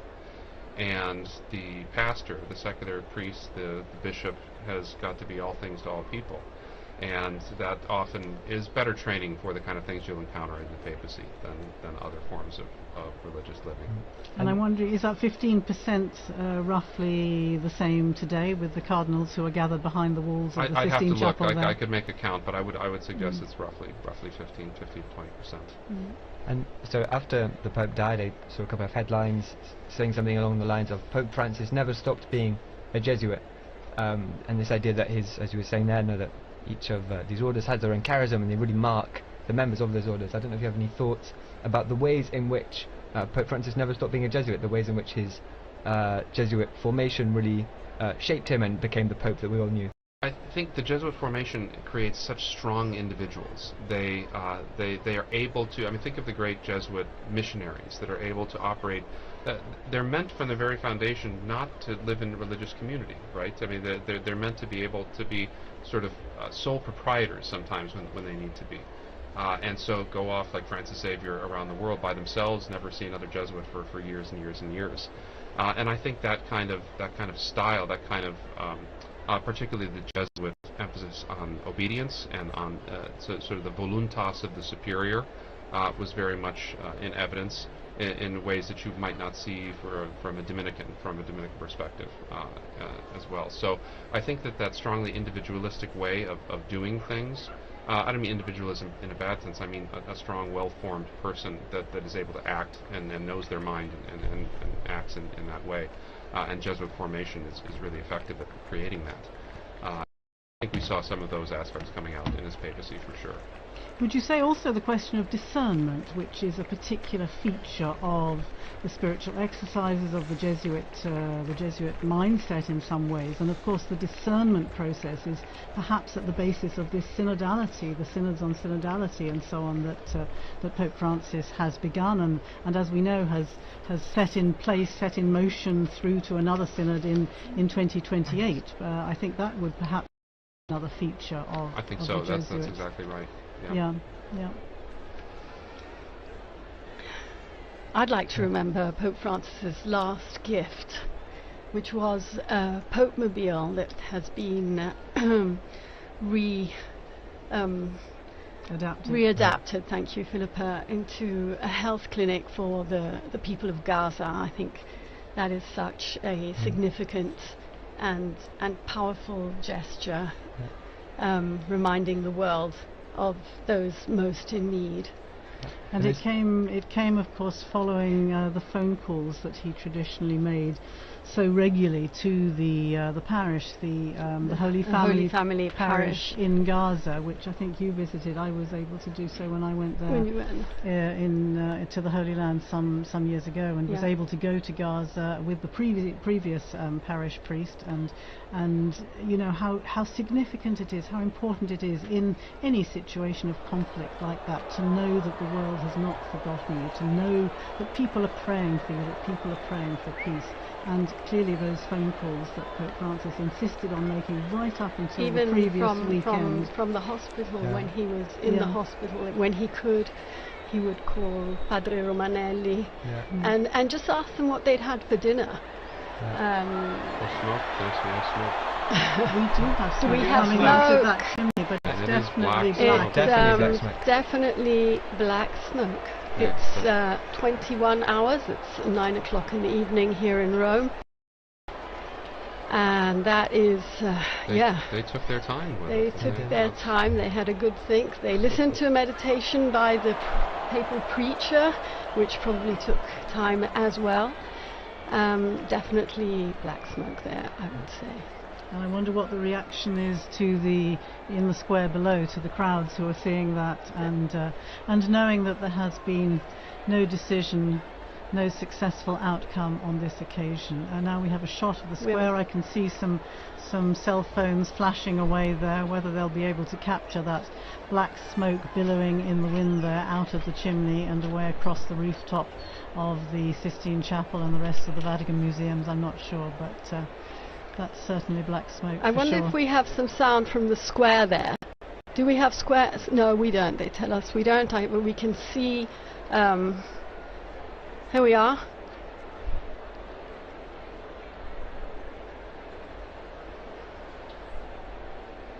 Well, the noise they've of the made crowd. Sure of it at least. That's good. They've wow. got a good bit of it. Yes, a good crowd in the square. And you can see, of course, those giant screens set up so that even if you can't actually see from where you're standing, which it looks difficult to see from. It does. Yeah, and in fact I remember that from past And as you were saying, it's dark. At nighttime, yes, it becomes difficult. Okay. Well, that is again. I never failed to be moved by the sight of our most beautiful city, the Bernini Colonnade, St. Peter's illuminated, that night sky. It could have rained today, but it didn't. It's also a blessing for many. Good weather for the rest of the week. So. And you can see, if you're watching on the television screen, it is now completely dark in Rome. The lights are on, the new illumination of the dome of St. Peter's. And the crowd, I think, is very relieved to see smoke, and very definite black smoke. I think there is no question from the very beginning. I want to say thanks to Joseph Tulloch for joining us there. He disappeared out of the studio. Yes, and thanks again to Joseph for relaying his experiences.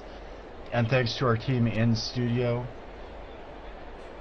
I can see people making their way people are moving swiftly out of the square. Definitely past dinner time here in Rome, but and I'll tell you, it's going to be tough to find a restaurant anywhere near St. Peter's this evening.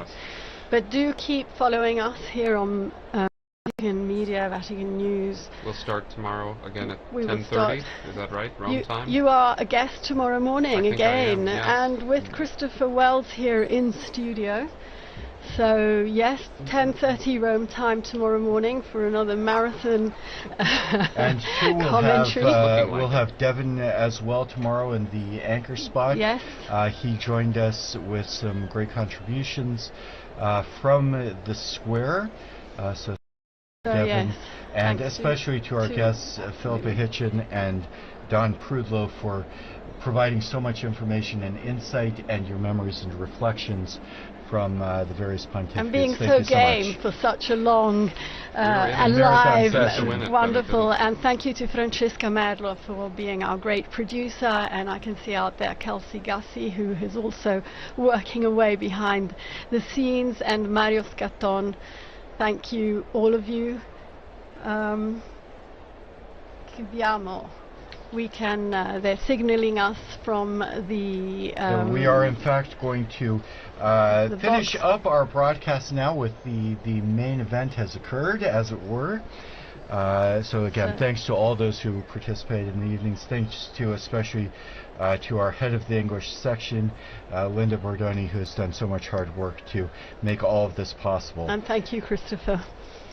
And as we do close up our broadcast, I would like to thank all of our broadcast partners as well, including EWTN TV, Catholic Faith Network in America, Shalom World Television Network USA, Atmadarshan TV, Catholic TV, Mata TV India, and UCTV, Uganda Catholic Television.